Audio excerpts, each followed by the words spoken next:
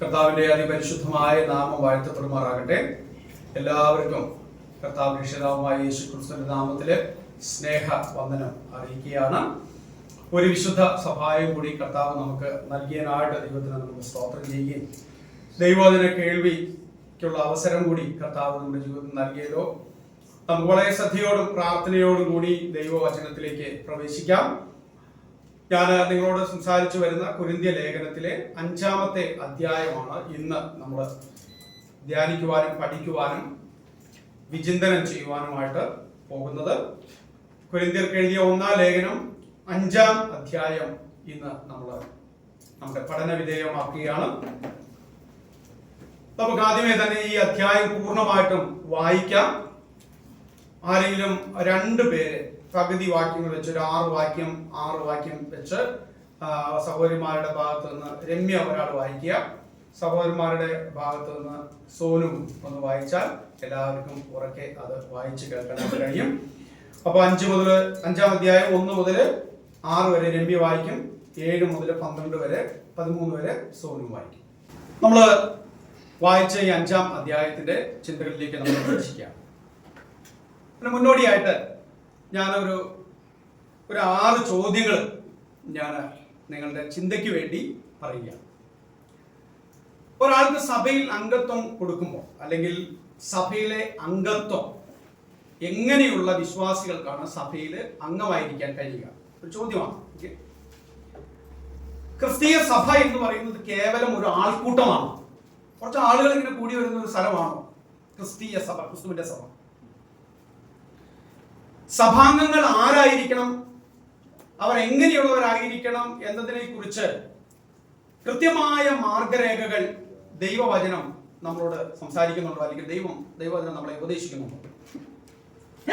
പാപം ചെയ്ത് ആ പാപത്തിൽ തുടരുന്ന ഒരു വിശ്വാസിയെ സംബന്ധിച്ചുള്ള സഭയുടെ നിലപാട് എന്തായിരിക്കണം? നമുക്കിന്ന് സഭകൾക്ക് ഇന്ന് ആവശ്യം, ഒരു പ്രാദേശിക സഭയ്ക്ക് ആവശ്യം ആധുനികവൽക്കരണമാണോ, അല്ലെങ്കിൽ ഉത്തരാധുനികവൽക്കരണമാണോ? മോഡേണൈസേഷൻ ആയിട്ട് സഭ മാറുകയാണോ? അതാണോ പ്രാധാന്യം? അതോ കൂടുതൽ ലിബറലായിട്ട് സഭ മാറുകയാണോ? കൂടുതൽ സ്വാതന്ത്ര്യവും കൂടുതൽ ലിബറൽ ആകുന്ന സഭയിൽ എന്തും ആകാം എന്നുള്ള എങ്ങനെയും ആകാം എന്നുള്ള ഒരു നിലപാടാണോ? അതോ സഭയ്ക്ക് കൃത്യമായിട്ടുള്ള ഒരു അജണ്ടയുണ്ടോ? ക്രൈസ്തവ സഭയ്ക്ക് അത് ദൈവമഹത്വം അന്വേഷിക്കുകയും ബൈബിളിൽ അടിസ്ഥാനപ്പെട്ടിരിക്കുകയും ക്രിസ്തു ഫോക്കസ്ഡ്, ക്രിസ്തു സെന്റേർഡ്, ക്രിസ്തു കേന്ദ്രീകൃതവും ആത്മനിയന്ത്രിതവും പരിശുദ്ധാത്മാവിനാൽ നിയന്ത്രിതവുമായിരിക്കണമോ ഒരു സഭ? ഏതാണ് സഭയ്ക്ക് വേണ്ടത്? ക്രിസ്തീയ സഭാ നേതൃത്വങ്ങളും സഭയും ഇന്ന് അഭിമുഖീകരിക്കുന്ന ആഭ്യന്തര പ്രശ്നങ്ങളിൽ ഒരു വലിയ പ്രശ്നം എന്നുള്ളത് സഭയിൽ ഉള്ള ദുർനടപ്പുകാർക്കെതിരെ ധീരമായ അച്ചടക്ക നടപടികൾ എടുക്കുവാൻ കഴിയുന്നില്ല എന്നുള്ളതാണ്. ഈ ചിന്തകൾ നിങ്ങളുടെ മനസ്സിൽ സൂക്ഷിക്കുക. ഇനി നമുക്ക് ഈ അധ്യായത്തെ ഒന്ന് പഠനവിധേയമാക്കാം, മനസ്സിലാക്കാം. 5-ാം അധ്യായം നിങ്ങൾ വായിച്ചപ്പോൾ മനസ്സിലായ ഒരു കാര്യം എന്ന് പറയുന്നത്, ഒരു ദുർനടപ്പുകാരനായ വ്യക്തിയോടുള്ള ബന്ധത്തിൽ പൗലോസ് അപ്പോസ്തലൻ പറയുന്ന കൊരിന്ത്യ സഭയോട് പറയുന്ന കാര്യങ്ങളാണ്. ഇതിൽ 13 വാക്യങ്ങളാണുള്ളത്. ഈ 13 വാക്യങ്ങളെ നമുക്ക് മനസ്സിലാക്കാൻ വേണ്ടിയിട്ട് അതിനെ ഒരു 4 ഭാഗമായിട്ട് വിഭജിക്കുകയാണ്. അവന്റെ 1-ാമത്തെ ഭാഗം എന്ന് പറയുന്നത് 1ഉം 2ഉം വാക്യങ്ങളാണ്. അവിടെ നമ്മൾ കാണുന്നത് കൊരിന്ത്യ സഭയിലെ പാപപൂർണമായ ഒരവസ്ഥയാണ് നമ്മളവിടെ കാണുന്നത്. ചെവിയിലെത്തുകയാണ്. പിന്നീട് പൗലോസ് പറയുന്ന ഒരു കാര്യം, ആ റിപ്പോർട്ട് കേട്ടപ്പോൾ സഭ ഒരു വിധത്തിലുള്ള നിഷ്ക്രിയത്വവും ആത്മപ്രശംസയും അഹങ്കാരവും നടത്തുന്ന ഒരു ദുരവസ്ഥയെ കുറിച്ചും പൗലോസ് വളരെ ദുഃഖത്തോടെ പറയുകയാണ്. അപ്പോൾ 1-ാമത്തെയും 2-ാമത്തെ വാക്യം കൊരിന്ത്യ സഭയിലുള്ള ഒരു പാപപൂർണമായ ഒരവസ്ഥ വിശദീകരിക്കുന്നു. 2-ാമത്തെ എന്ന് പറയുന്നത്, ഇങ്ങനെ പാപം ചെയ്ത് ദുർനടപ്പിൽ തുടരുന്ന ഈ സഹോദരനോട്, ഈ വ്യക്തിയോട് സഭയും സഭയുടെ നേതൃത്വം എടുത്ത അച്ചടക്ക നടപടി അല്ലെങ്കിൽ ആ വ്യക്തിയോടുള്ള മനോഭാവം, അതാണ് നമ്മൾ അടുത്ത ഭാഗത്ത് കാണുന്നത്. 3 മുതൽ 5 വരെയുള്ള വാക്യങ്ങളാണ്. മൂന്നാമത്തേന്ന് പറയുന്നത് 6 മുതൽ 8 വരെയുള്ള വാക്യങ്ങളാണ്. ഇങ്ങനെ ഒരു ദുർനടപ്പ് ഉണ്ടായിരുന്ന ആ സഹോദരനെതിരെ അച്ചടക്ക നടപടി എടുത്തതിന്റെ കാരണം എന്താണെന്ന് വിശദീകരിക്കുകയാണ്. നാലാമത് 9 മുതൽ 13 വരെയുള്ള വാക്യങ്ങളിൽ പൗലോസ് അപ്പോസ്തലൻ സഭയ്ക്ക് മുഴുവനായിട്ടും കുറെ പ്രായോഗിക നിർദ്ദേശങ്ങൾ, ചില ഉപദേശങ്ങൾ സഭയ്ക്ക് കൊടുക്കുകയാണ്. അങ്ങനെ 4 ഭാഗങ്ങളാണ് ഇതിൽ ഉള്ളത്. ഇനി നമുക്ക് ഇതിന്റെ 1-ഉം 2-ഉം വാക്യങ്ങളിലേക്ക് നമുക്ക് വരാം. അവിടെ നമ്മൾ എന്താണ് കണ്ടത്? കൊരിന്ത് സഭയിലെ ഒരു ഞെട്ടിപ്പിക്കുന്ന റിപ്പോർട്ട്, ഒരു പാപപൂർണമായ അവസ്ഥ പൗലോസ് അപ്പോസ്തലൻ അവിടെ വിശദീകരിക്കുകയാണ്. എന്താണ് തന്നെ ഞെട്ടിപ്പിച്ച ആ വാർത്ത? നമുക്കറിയാം, പൗലോസ് ഈ ലേഖനം എഴുതുന്നത് എഫെസോസിൽ വെച്ചാണ്. എഫെസോസിൽ വെച്ചിട്ടാണ് പൗലോസ് കൊരിന്ത്യർക്ക് ലേഖനം എഴുതുന്നത്. അപ്പോൾ ഇതൊരു റിപ്പോർട്ടായിട്ട്, ഈ കൊരിന്ത്യ സഭയിൽ നടക്കുന്ന കാര്യങ്ങള് ഒരു വാർത്തയായിട്ട് അവിടുത്തെ കാര്യങ്ങൾ പൗലോസ് കേൾക്കുകയാണ്. എന്താണ് ഞെട്ടിപ്പിച്ച വാർത്ത? നിങ്ങളുടെ ഇടയിൽ ദുർനടപ്പുണ്ടെന്ന് കേൾക്കുന്നു. ഒരുത്തൻ തന്റെ അപ്പന്റെ ഭാര്യയെ വച്ചുകൊള്ളുന്നു പോൽ, അത് ജാതികളിൽ പോലും ഇല്ലാത്ത ദുർനടപ്പ് തന്നെ. അതാണ് ആ സഭയിലെ ഒരു ദുർനടപ്പ് വിഷയം. ഈ സഭയ്ക്ക് ധാരാളം പ്രശ്നങ്ങളുണ്ട്. ഈ സഭയിൽ ധാരാളം മറ്റ് വിഷയങ്ങളൊക്കെ ഉണ്ട്. അവിടെ പക്ഷഭേദങ്ങളുണ്ട്, അവിടെ പക്ഷം പിടിക്കലുകളുണ്ട്, അവിടെ പലവിധത്തിലുള്ള മറ്റ് ധാരാളം പ്രശ്നങ്ങളുണ്ട്. അറിവില്ലായ്മകളുണ്ട്, കോടതി കയറലുകളുണ്ട്, കൃപാവരങ്ങളുടെ ദുരുപയോഗങ്ങളുണ്ട്, കർത്തൃമേശയെ കുറിച്ചിട്ടുള്ള അറിവില്ലായ്മകളുണ്ട്. അങ്ങനെ വിവാഹ ജീവിതത്തിലെ പൊരുത്തക്കേടുകൾ, ആ സഭയിൽ പൊരുത്തക്കേടുകളുള്ള സഭാവിശ്വാസികൾ അവിടെയുണ്ട്. കർത്താവായ യേശു ക്രിസ്തുവിന്റെ ക്രൂശമരണവും ഉയർത്തെഴുന്നേൽപ്പും അതിന്റെ പ്രാധാന്യതയും മനസ്സിലാക്കാത്ത വിശ്വാസികൾ അവിടെയുണ്ട്. പണം എങ്ങനെയാണ് ശരിയായ നിലയിൽ ഉപയോഗിക്കേണ്ടതെന്ന് അറിയാൻ പാടില്ലാത്ത വിശ്വാസികൾ അവിടെയുണ്ട്. അങ്ങനെ ധാരാളം പ്രശ്നങ്ങൾ ഈ സഭയിലുണ്ട്. പക്ഷേ ഈ ഒരു വിഷയം മറ്റു ചില വിഷയങ്ങളിൽ നിന്നൊക്കെ വളരെ വിഭിന്നമായ ഒരു കാര്യമാണ്. കുടുംബജീവിതത്തിൽ അല്പസ്വല്പം പരാജയങ്ങളോ അല്ലെങ്കിൽ പ്രശ്നങ്ങളോ കുറെ അധികം പോരായ്മകളോ ഒക്കെ ഉള്ള ആളുകൾ അവിടെ ഉണ്ടായിട്ടുണ്ട്. ഞാനിത് അല്പം നേരത്തെ അങ്ങ് പറയുകയാണ്. പക്ഷെ ഇവർക്കെതിരെ ഒന്നും നടപടിയെടുത്ത് സഭയിൽ നിന്നും പുറത്താക്കണമെന്ന് പറഞ്ഞിട്ടില്ല. കൃപാവരങ്ങൾ ശരിയായ നിലയിൽ ഉപയോഗിക്കാത്ത വിശ്വാസികളും അന്യഭാഷയെയും പ്രവചനത്തെയും ഒക്കെ ദുരുപയോഗം ചെയ്യുന്ന വിശ്വാസികളുണ്ട്. അവരെ പുറത്താക്കണമെന്ന് പറയുന്നില്ല. അല്ലെങ്കിൽ പണം വേണ്ടുന്ന വിധത്തിൽ ഉപയോഗിക്കാൻ അറിയാൻ പാടാത്ത വിശ്വാസികളുണ്ട്. അവരാരും ഈ സഭയിൽ വേണ്ട എന്ന് പൗലോസ് അവരെ പുറത്താക്കണമെന്ന് സഭയിൽ പറയുന്നില്ല. കർത്താവിന്റെ പുനരാഗമനത്തെ കുറിച്ചും മടങ്ങിവരവിനെ കുറിച്ചും ഒന്നും അറിവില്ലാത്തവരുണ്ട്. അവരെല്ലാം സഭയ്ക്ക് വെളിയിൽ നിൽക്കണം എന്ന് പൗലോസ് പറയുന്നില്ല. പക്ഷേ ഈ പ്രശ്നങ്ങളിൽ നിന്നൊക്കെ വിഭിന്നമായിട്ട് വളരെ ഗൗരവമുള്ള മറ്റൊരു വിഷയം, ഈ മറ്റു വിഷയങ്ങളെ പോലെ തന്നെ ഒരു വിഷയമാണെങ്കിലും ഇതൊരല്പം ഗൗരവമുള്ള ഒരു വിഷയമായിട്ട്, തന്നെ ഞെട്ടിപ്പിക്കുന്ന ഒരു വാർത്തയായിട്ട് ഇത് മാറിയിരിക്കുകയാണ്. അതാണ് ഈ അധ്യായത്തിന്റെ ഒരു പ്രത്യേകത. ഓരോ അധ്യായങ്ങളും മിക്കവാറും ഓരോരോ വിഷയങ്ങളാണ് കൈകാര്യം ചെയ്യുന്നത്. പക്ഷെ ഈ അധ്യായം മറ്റ് പല വിഷയങ്ങളിൽ നിന്നും വിഭിന്നമായ ഒരു വിഷയമാണ് എന്ന് നമുക്ക് കാണാനായിട്ട് കഴിയും. അപ്പോൾ ഇവിടെ എന്താണ് അവിടുത്തെ വിഷയം? ഒരുവൻ തന്റെ അപ്പന്റെ ഭാര്യ. നമ്മൾ വായിക്കുന്ന ആരംഭ കാലഘട്ടങ്ങളിലൊക്കെ എന്താണ്, ഇത് എങ്ങനെയാണ് എന്നുള്ളതിന്റെ ഒരു ചിന്ത പലർക്കും ഉണ്ടാകും. ഇവിടെ നമുക്ക് മനസ്സിലാക്കാൻ കഴിയുന്നതും അതിന്റെ പഠനത്തിന്റെ വെളിച്ചത്തിലും വേദപണ്ഡിതന്മാരുടെ അഭിപ്രായ പ്രകാരവും അതിന്റെ വ്യാഖ്യാന പ്രകാരവും നമ്മൾ മനസ്സിലാക്കുന്നത്, ഇദ്ദേഹം ഇപ്പോൾ ഒരുത്തൻ അവന്റെ അപ്പന്റെ ഭാര്യയെ വെച്ചുകൊള്ളുന്നു എന്ന് പറഞ്ഞാൽ ഇവന്റെ അപ്പൻ രണ്ടാമത് വിവാഹം കഴിച്ചതിന് ശേഷം ഒരുപക്ഷെ അപ്പൻ മരിച്ചു പോവുകയും ഇദ്ദേഹത്തിന്റെ ഈ സ്റ്റെപ്പ് മദറിനെ, സ്റ്റെപ്പ് മദർ എന്ന് പറഞ്ഞു കഴിഞ്ഞാൽ എന്താ നമ്മൾ പറയാ, പോറ്റമാത അല്ലെ, രണ്ടാനമ്മ അല്ലെങ്കിൽ പോറ്റമാത പറയുന്നു തോന്നുന്നുണ്ട് അല്ലെ, ഈ രണ്ടാനമ്മയെ ഒരു അവിഹിതമായ ബന്ധത്തിലൂടെ ചേർത്ത് നിർത്തുകയോ അല്ലെങ്കിൽ ഒരു അവിഹിതമായ ബന്ധം രണ്ടാനമ്മയുമായിട്ട് തുടരുകയും ചെയ്യുന്ന ഒരു പ്രവണതയാണ് ഇവിടെ മനസ്സിലാക്കാനായിട്ട് സാധിക്കുന്നത്. അതുകൊണ്ടാണ് പൗലോസ് പറയുന്നത് ഇത് ജാതികളുടെ ഇടയിൽ പോലും ഇല്ലാത്ത, രണ്ടാനമ്മ എന്ന് പറയുന്നത് അമ്മയുടെ സ്ഥാനത്ത് തന്നെയാണ്. ജാതികൾ പോലും ഈ വക കാര്യങ്ങൾ ചെയ്യില്ല. റോമൻ സാമ്രാജ്യത്തിൽ ഒരിടത്ത് പോലും ഇങ്ങനെ ഒരു കേട്ടുകേൾവി പൊതുവേ ഇല്ല. ഇതൊരു അസാധാരണത്വം പറഞ്ഞ ഒരു കാര്യമാണ്. അപ്പോഴേതാ സഭയിലെ ഒരു സഹോദരൻ ജാതികളുടെ ഇടയിൽ പോലും പേര് പറയാനായിട്ട് പറ്റില്ലാത്ത വിധത്തിലുള്ള ഈ വിധത്തിലുള്ള ദുർനടപ്പും ആചരിച്ചുകൊണ്ട് സഭയിൽ കയറിയിരിക്കുകയാണ്. ഇനി മറ്റൊരു നിരീക്ഷണം അതിന് കൂട്ടത്തിലുള്ളത്, പൗലോസ് അപ്പോസ്തലൻ ഈ ഒരു സഹോദരനെയോ അല്ലെങ്കിൽ ഈ ഒരു വ്യക്തിയെയോ മാത്രമാണ് അവിടെ കേന്ദ്രീകരിക്കുന്നത് എന്നുള്ളതാണ് കാണുന്നത്.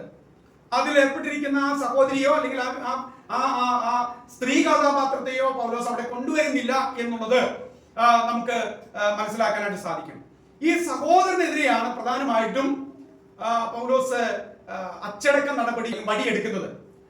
അതിന് കാരണം എന്താണെന്ന് ചോദിച്ചാൽ, ഈ സഹോദരി സഭയിലെ ഒരു വിശ്വാസി അല്ലായിരുന്നു എന്നാണ് അനുമാനിക്കുന്നത്. അതിന് കാരണം എന്താണെന്ന് ചോദിച്ചു കഴിഞ്ഞാൽ, അതിന്റെ 12-ാമത്തെയും 13-ാമത്തെയും വാക്യമാണ്. നിങ്ങൾ 5:12 വായിച്ചാൽ, പുറത്തുള്ളവരെ വിധിക്കുവാൻ എനിക്ക് എന്ത് കാര്യം? നിങ്ങൾ അകത്തുള്ളവരെ അല്ലയോ വിധിക്കുന്നത്? പുറത്തുള്ളവരെ ദൈവം വിധിക്കുന്നു. ആ ദുഷ്ടനെ നിങ്ങളുടെ ഇടയിൽ നിന്ന് നീക്കിക്കളഞ്ഞു. സഭയിൽ അംഗമല്ലാത്ത, സഭയിൽ വരാത്ത, വിശ്വാസിയായിരിക്കാത്ത ഒരു വ്യക്തിയെ കുറിച്ച് അഭിപ്രായം പറയാനോ തീരുമാനം എടുക്കാനോ ഒന്നും പൗലോസിന് അധികാരമില്ല. പൗലോസ് അങ്ങനെ ചെയ്യേണ്ട ആവശ്യകതയുമില്ല. പക്ഷേ ഈ സഹോദരന്റെ മേല് സഭയ്ക്ക്, സഭാ നേതൃത്വത്തിന് ഒരു അവകാശമുണ്ട്. ഒരു കൃത്യമായ നടപടി എടുക്കാൻ കഴിയുന്ന ഒരു അധികാര പരിധിക്കുള്ളിലാണ് സഹോദരൻ ആയിരിക്കുന്നത് എന്നുള്ളത് കൊണ്ടാണ് ആ ദുഷ്ടനെ, അല്ലെങ്കിൽ പൗലോസ് എന്ത് പറയാമായിരുന്നു, ആ കുടുംബത്തെ, ആ ദമ്പതികളെ, അവരെ ഒന്നാമത് ദമ്പതികളായിട്ട് പോലും അംഗീകരിച്ചിട്ടില്ല, അല്ലെങ്കിൽ ഒരു കുടുംബമായിട്ടും അംഗീകരിച്ചിട്ടില്ല.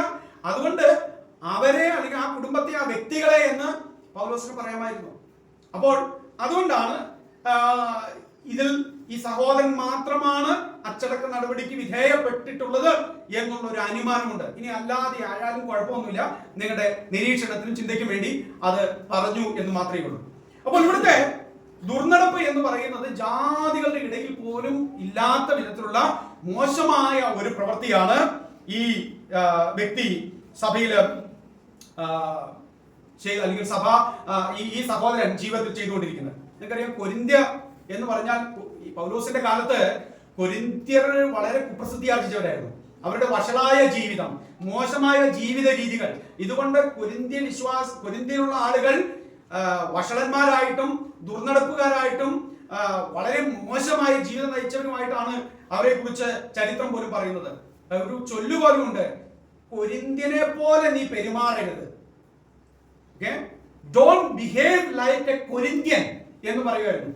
നമ്മുടെ നാട്ടിലൊക്കെ നീ ഏത് കോത്താഴത്തുകാരനാണെന്നോ ഒക്കെ ചോദിക്കണ പോലെ, ഞാൻ എന്റെ മനസ്സിൽ വേറൊരു പേരുണ്ട്, ആ പേര് ഞാൻ പറഞ്ഞാൽ ആ നാട്ടുകാരെ അത് അപമാനിക്കുന്നതിന് തുല്യമാക്കും എന്നുള്ളതുകൊണ്ട് ഞാനത് പറയുന്നില്ല.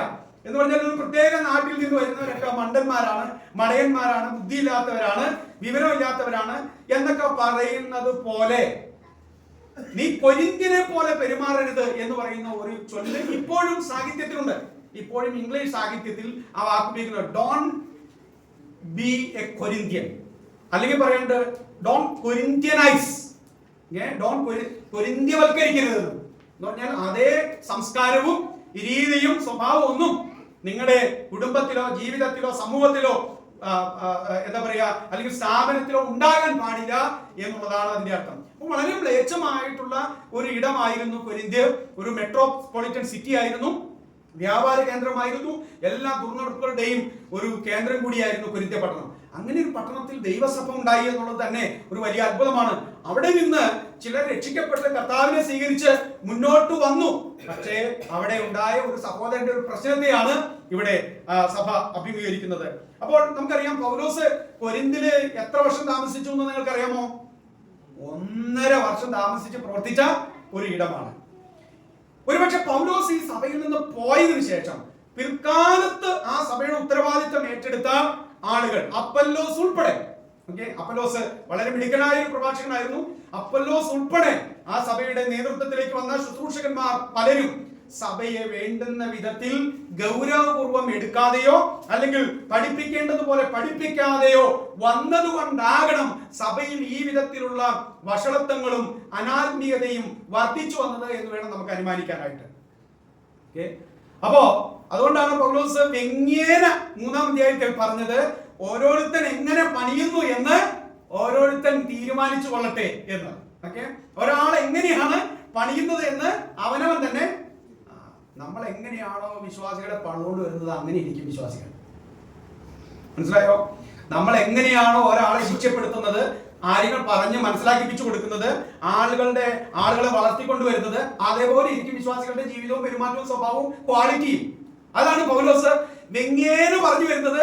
ഓരോരുത്തരും എങ്ങനെയാണ് പണിയുന്നത് എന്നുള്ളത് നോക്കട്ടെ. ചിലവർക്ക് കുറച്ച് ആളെ കണ്ടാൽ മതി, വൈക്കോല് പുല്ല് അതിങ്ങനെ കൂട്ടിയിട്ട് എന്തായിരിക്കും, ഇഷ്ടം പോലെയല്ലേ, നിറഞ്ഞു നിൽക്കും, ഇങ്ങനെ അവിടെ നിറഞ്ഞു നിൽക്കും. പക്ഷെ ഒരു തീ ഉണ്ടാകുമ്പോൾ, ഒരു പ്രശ്നം ഉണ്ടാകുമ്പോൾ, ഒരു പ്രതിസന്ധി ഉണ്ടാകുമ്പോൾ അത് എന്ത് ചെയ്യും, കത്തിക്കരിഞ്ഞു പോകും. ഒറ്റെണ്ണം പോലും പിന്നെ കാണില്ല എന്നുള്ളതാണ്. അതൊക്കെയാണ്. അപ്പൊ ഞാൻ അതിലേക്ക് 3-ാം അധ്യായത്തിലേക്ക് ഞാൻ തിരിച്ച് പോകുന്നില്ല. അപ്പോ പിൽക്കാലത്ത് വന്ന ശുശ്രൂഷകന്മാർ സഭയെ പണിയേണ്ടതുപോലെ പണിയാതെ പോയി എന്നുള്ളതിന്റെ ഒരു ചിത്രവും കൂടി നമുക്കിവിടെ കാണുവാനായിട്ട് കഴിയുന്നുണ്ട്. അപ്പോ പിൽക്കാലത്ത് കൊരിന്ത് സഭയിൽ വന്ന ശുശ്രൂഷകന്മാർ സഭയെ വേണ്ടുന്ന വിധത്തിൽ പത്യോപദേശത്തിൽ വളർത്തിയില്ല എന്ന് വേണം നമുക്ക് കരുതാനായിട്ട്. സഭ അല്ലെങ്കിൽ സഭാജനങ്ങൾ ലോകത്തിൽ നിന്നും അതിന്റെ മ്ലേച്ഛതകളിൽ നിന്നും ലോകത്തിന്റെ വീക്ഷണങ്ങളിൽ നിന്നും ആശയഗതികളിൽ നിന്നും അകലം പാലിച്ചു കഴിയേണ്ടവരാണ്. സഭ ലോകത്തിലാണെങ്കിലും ലോകം സഭയ്ക്കുള്ളിൽ വരാൻ പാടില്ല. സഭ ലോകത്തിലാണെങ്കിലും ലോകം സഭയുടെ അകത്തേക്ക് കയറാൻ പാടില്ല. നമ്മുടെ കർത്താവ് അങ്ങനെ തന്നെയല്ലേ പ്രാർത്ഥിച്ചത്? കർത്താവേ, എന്താണ് യോഹന്നാന്റെ സുവിശേഷം 17-ാം അധ്യായത്തിൽ നമ്മൾ കാണുന്നുണ്ട്, അതിന്റെ 15-ാമത്തെ വാക്യം. എല്ലാ വാക്യവും വായിക്കാനായിട്ട് സമയം എടുക്കുന്നില്ല.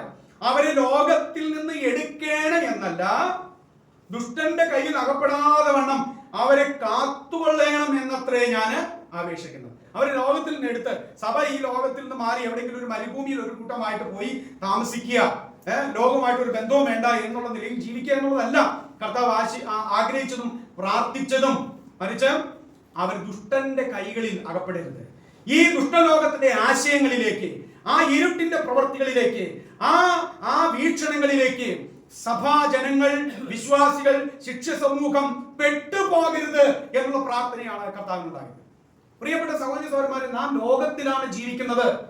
നാം ഈ ലോകത്തിൽ ജീവിക്കുന്നു എങ്കിൽ പോലും ലോകത്തിന്റെ ആശയങ്ങളും ചിന്തകളും വീക്ഷണങ്ങളും നമ്മെ കയറി പിടിക്കാൻ ഇടയാകരുത്. നമ്മൾ ജീവിക്കുന്ന ലോകം ഒത്തിരി ആശയങ്ങൾ കൊണ്ട് നിറഞ്ഞതാണ്. ഒത്തിരി ചിന്താഗതികളും ഒത്തിരി ആധുനികമായിട്ടുള്ള വീക്ഷണങ്ങളും ഈ ലോകത്തില് ഉണ്ട്. നമുക്കറിയാം, അന്ന് കൊരിന്തിൽ ഇതായിരുന്നു പ്രശ്നമെങ്കിൽ, അല്ലെങ്കിൽ ഇവിടെ പറഞ്ഞിരിക്കുന്ന വിഷയം ഒരുത്തൻ അപ്പന്റെ ഭാര്യയെ വെച്ചുകൊള്ളുന്ന സ്വഭാവമാണെങ്കിൽ, ഇന്ന് സഭയിൽ കാണുന്ന പ്രകൃതങ്ങൾ എന്തൊക്കെയാകാം? ഈ ലോകത്തിന്റെ ആശയങ്ങളും ചിന്തകളും വീക്ഷണങ്ങളും പഠിപ്പിക്കലുകളും അകത്ത് കയറിയിട്ട് സഭയിൽ ഇന്ന് എങ്ങനെയുള്ളവരൊക്കെ ഉണ്ടെന്ന് അറിയാമോ? ക്രൈസ്തവ സഭയില് വിവാഹം കഴിക്കാതെ ഒരുമിച്ച് ജീവിക്കുന്നവർ സഭകളിൽ പലയിടത്തുണ്ട്. ആണും പെണ്ണുമായി കല്യാണം കഴിച്ച് ജീവിക്കുന്നവർ നമ്മുടെ നാട്ടിൽ ഇപ്പൊ എത്തിയിട്ടില്ല. വലിയ താമസിയാതെ നമ്മുടെ നാട്ടിൽ എവിടെയെങ്കിലൊക്കെ കേൾക്കാം. ഇതൊക്കെ അല്ല, സഭയില് നാട്ടിലില്ല എന്നുള്ളതല്ല, നമ്മുടെ സഭയിൽ അങ്ങനെയുള്ള അംഗത്വം ഉള്ളവര് വന്നിട്ടില്ല, അല്ലെങ്കിൽ സഭയിലേക്ക് വന്നിരിക്കുന്നവരില്ല. പുറത്തുണ്ട്, നമുക്ക് തീർച്ചയായിട്ടും ഉണ്ട്, പുറത്തുണ്ട്. ഓക്കെ, പക്ഷേ സഭയിൽ ഇന്ന് കാണുന്ന ആദ്യത്തെ ഗ്രൂപ്പ് ഞാൻ പറഞ്ഞു, ലിവിങ് ടുഗെദർ ആയിട്ട് കല്യാണം കഴിച്ചിട്ടില്ല, പക്ഷെ ഭാര്യാഭർത്താക്കന്മാരെ പോലെ അവരൊക്കെ ജീവിക്കുകയാണ്. നിയമപരമായിട്ട് വിവാഹ ബന്ധത്തിൽ ഏർപ്പെടാതെ അവര് ഭാര്യാഭർത്താക്കന്മാർ എന്ന നിലയിൽ ലിവിങ് ടുഗെദർ. ഇനി ഈ സഭയിൽ കാണുന്ന എന്താണ്? ഒന്നിലധികം ജീവിത പങ്കാളികളുള്ളവർ ഇന്ന് ഒത്തിരി സഭകളിലുണ്ട്. നിങ്ങളൊക്കെ ഇത് കണ്ടിട്ട് ഞെട്ടരുത്. ആകെ നമ്മളൊരു കുറച്ച് പേരുള്ളൂ എന്ന് വിചാരിച്ചിട്ട് നമ്മുടെ കാര്യമല്ല ഈ പറയുന്നത്. നമുക്ക് പാർക്കൊക്കെ ഉണ്ട്, എന്തൊക്കെയുണ്ടെന്നൊക്കെ അറിയാം. പക്ഷേ ഇതൊക്കെ വേറെ ചില വലിയ വലിയ കൂട്ടങ്ങളിലെ കാര്യമാണ് ഞാൻ ഈ പറയുന്നത്. അപ്പോ എന്താണ് നമ്മൾ കാണുന്നത്? ഒന്നിലധികം ജീവിത പങ്കാളികൾ ഉള്ളവർ സഭകളിലുണ്ട്. ഇനിയും ഞാൻ അല്പം കൂടി കടത്തി പറഞ്ഞാൽ, ജീവിത പങ്കാളികളെ കൈമാറ്റം ചെയ്ത് ജീവിക്കുന്ന ഉപയോഗിക്കുന്ന ഭാര്യാഭർത്താക്കന്മാരും ഉള്ളവർ സഭകളിലുണ്ട്. അപ്പോ ഇതൊക്കെയാണ് ഇന്ന് സഭ നേരിടുന്ന പ്രശ്നം. ഇന്ന് സഭ നേരിടുന്ന ആഭ്യന്തര പ്രശ്നങ്ങളിൽ ഒരു പ്രശ്നമാണിത്. അപ്പോ അങ്ങനെ വിവാഹത്തിന്റെ പരിപാവനതയും ദൈവികമായ ഉദ്ദേശങ്ങളും കുടുംബജീവിതത്തിലെ ഉത്തരവാദിത്തങ്ങളും കടപ്പാടുകളും ഒക്കെ കീഴ്മേൽ മറിച്ചുകൊണ്ട് ചോദ്യം ചെയ്തുകൊണ്ട് ജീവിക്കുന്ന ഒരു തലമുറ സഭയ്ക്കുള്ളിലും പെരുകുകയാണ്. ആധുനിക ചിന്താഗതികളും ആശയങ്ങളും വീക്ഷണങ്ങളും തലയ്ക്ക് പിടിച്ചിട്ട് ബൈബിൾ ആശയങ്ങളൊക്കെ കാലഹരണപ്പെട്ടതാണ്, പഴക്കം ചെന്നതാണ്, പുരോഗമന ചിന്തയുള്ളതല്ല.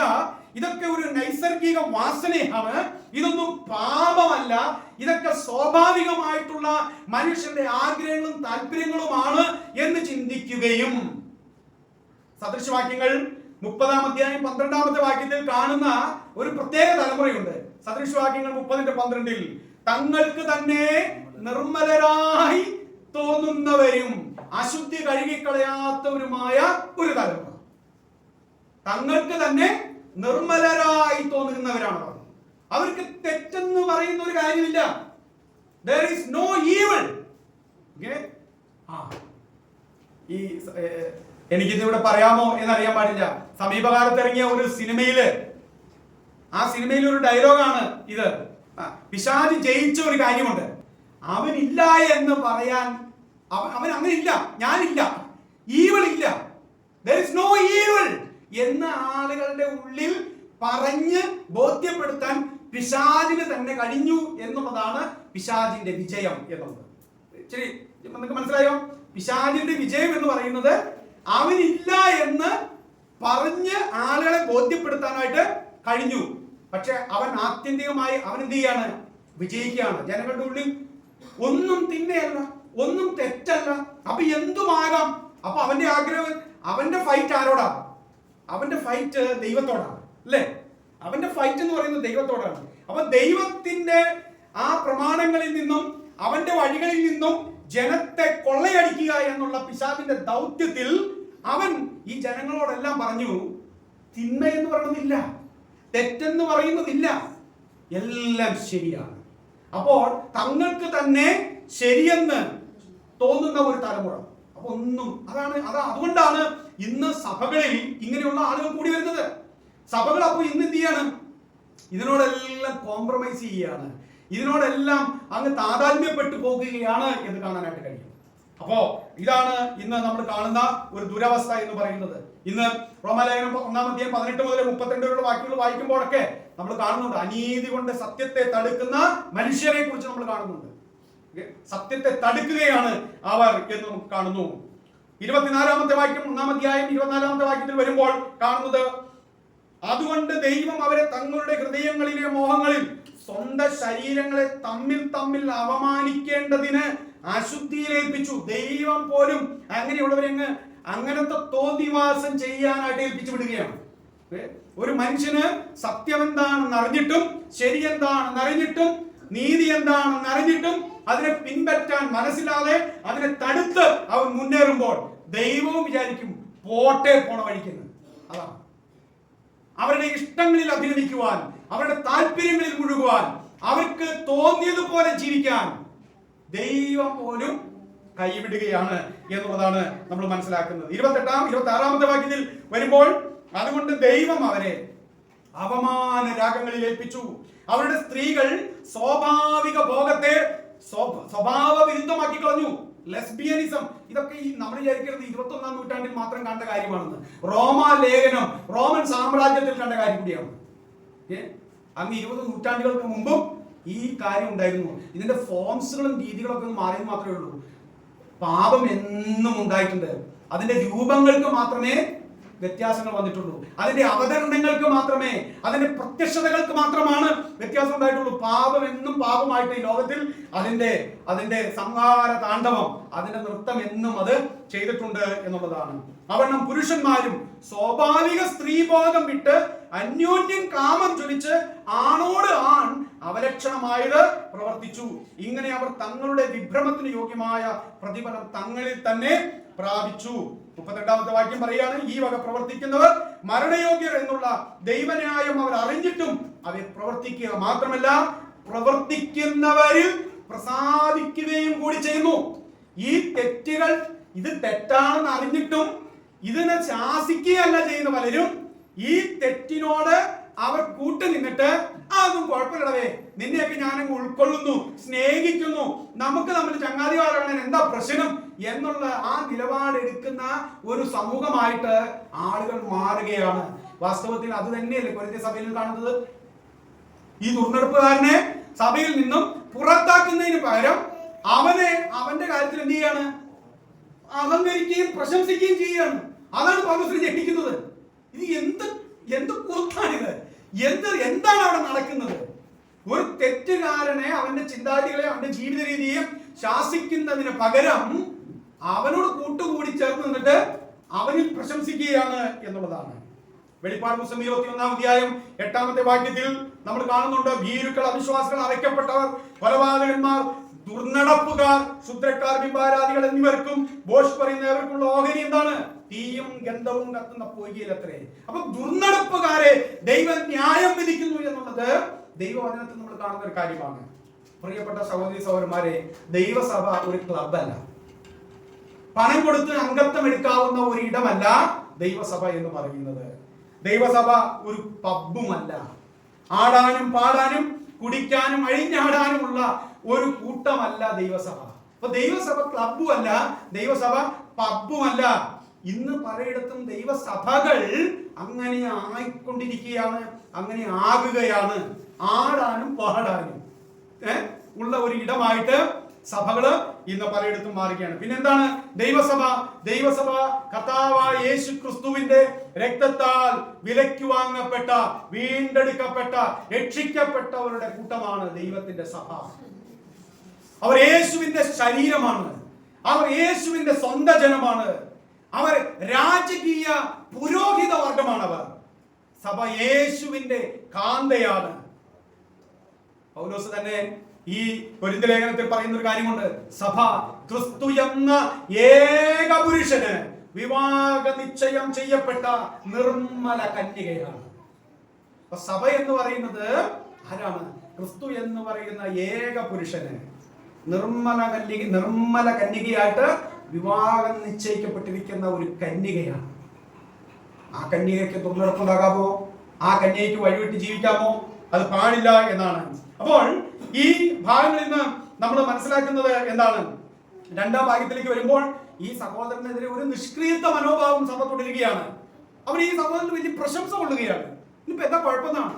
കൊരിന്ത് പോലെയുള്ള പട്ടണത്തിൽ ഇതൊരു പ്രശ്നമല്ല അല്ലെ? നമുക്കറിയാം, എറണാകുളം പട്ടണത്തിലെ ചെറുപ്പക്കാരും ആണുങ്ങളും പെണ്ണുങ്ങളും ഇപ്പൊ നിങ്ങൾ ഈ റോഡിലേക്ക് ഇറങ്ങി കാണാം. ഇപ്പോൾ പ്രത്യേകിച്ച് എന്താ പറയാ, ഒരു സ്വകാര്യതയൊന്നും നമുക്ക് പല കാര്യങ്ങളിലും നമുക്ക് കാണാനായിട്ട് കഴിയുന്നില്ല അല്ലെ? ഒരു കാലത്ത് ബെഡ്റൂമുകളിൽ മാത്രം സംഭവിച്ചുകൊണ്ടിരുന്ന പല കാര്യങ്ങളും ഇന്നിപ്പോ പബ്ലിക്കായിട്ട് നമ്മൾ കാണുന്ന ഒരു ഇടമായിട്ട് നമ്മൾ മാറി. ഈ പൊന്നിരുന്നതിലൂടെ നിങ്ങൾ ഒന്ന് അങ്ങോട്ടും ഇങ്ങോട്ടും വൈകുന്നേരങ്ങളിൽ നടന്നാൽ മതി, നിങ്ങൾക്ക് കാണാം. തോർത്തും കൈയിട്ടും ഉമ്മയും വെച്ച് സൗഹൃദമാണ് പോലും, എല്ലാ സൗഹൃദവും എല്ലാം ഇപ്പോൾ കണ്ടിട്ടില്ലേ? കണ്ടോ? കൊച്ചു കണ്ടിട്ടുണ്ട്. കൊച്ചു ചിരിക്കണുണ്ടെന്ന് ഞാൻ വിചാരിച്ചു. കൊച്ചത് കണ്ടിട്ട് പിന്നെ എന്നെ പേടിച്ചിട്ട് കണ്ടിട്ട് ഞാൻ പറഞ്ഞതാണ്. ഓക്കെ, അപ്പൊ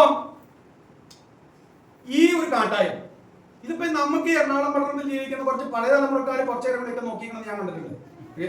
അവർക്ക് കണ്ണ് അവിടെ തീരില്ല, അവർ നടന്ന് തീരണം, എന്നാലാണ് കണ്ണ് പറിച്ച് അവിടെ തീരുള്ളൂ.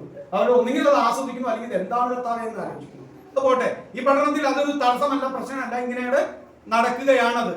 ഇവിടെ ആരെങ്കിലും ചോദ്യം ചെയ്യുന്നുണ്ടോ? ഒന്നും ചെയ്യുന്നില്ല. അത് ഈ പട്ടണത്തിന്റെ ഒരു സ്വഭാവമാണ്. പക്ഷെ ഇത് നമ്മൾ നേരെ ചെന്ന് ആലാട്ടയിലുള്ള ഗ്രാമത്തില് ഇതാണ് കാണണമെങ്കിൽ എന്തായിരിക്കും അവസ്ഥ? ആളുകൾ ചോദ്യം ചെയ്യാനോ അല്ലെങ്കിൽ ആളുകൾ ഒരു പക്ഷെ വേറെ നിലവാരത്തിൽ പെരുമാറാനോ പ്രതികരിക്കാനോ ഒക്കെ തുടങ്ങുമായിരിക്കും. അതാ ഗ്രാമത്തിന്റെ പ്രത്യേകതയാണ്. ഇന്ന് വാസ്തവത്തിൽ കേരളം പോലെയുള്ള സംസ്ഥാനങ്ങൾ ഗ്രാമവും പട്ടണവും വേർതിരിക്കാൻ പറ്റാത്ത വിധത്തിലുള്ള സംസ്കാരങ്ങളിലേക്ക് തന്നെ ആയിക്കൊണ്ടിരിക്കുകയാണ്. ഞാൻ പറഞ്ഞത്, കൊരിന്ത് എന്ന് പറയുന്ന പട്ടണത്തിൽ ഇത് വിശ്വാസികൾക്ക് ഒരു പ്രശ്നമല്ല. അതാണ് ഇവിടുത്തെ കാര്യം. ഒരു പട്ടണവാസിയുടെ പുരോഗമന ചിന്തയുടെ ഭാഗമാണ് ഇത് എന്നുള്ള നിലയിലാണ് അവർ ചിന്തിച്ചുകൊണ്ടിരിക്കുന്നത്. അതുകൊണ്ടാണ് നിങ്ങൾ നോക്കിയേ, രണ്ടാമത്തെ വാക്യം എന്നിട്ടും നിങ്ങൾ ചീർത്തിരിക്കുന്നു എന്നാണ്.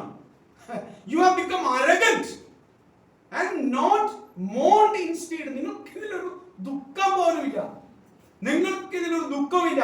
അതിന്റെ 6-ാമത്തെ വാക്യം നോക്കിയേ.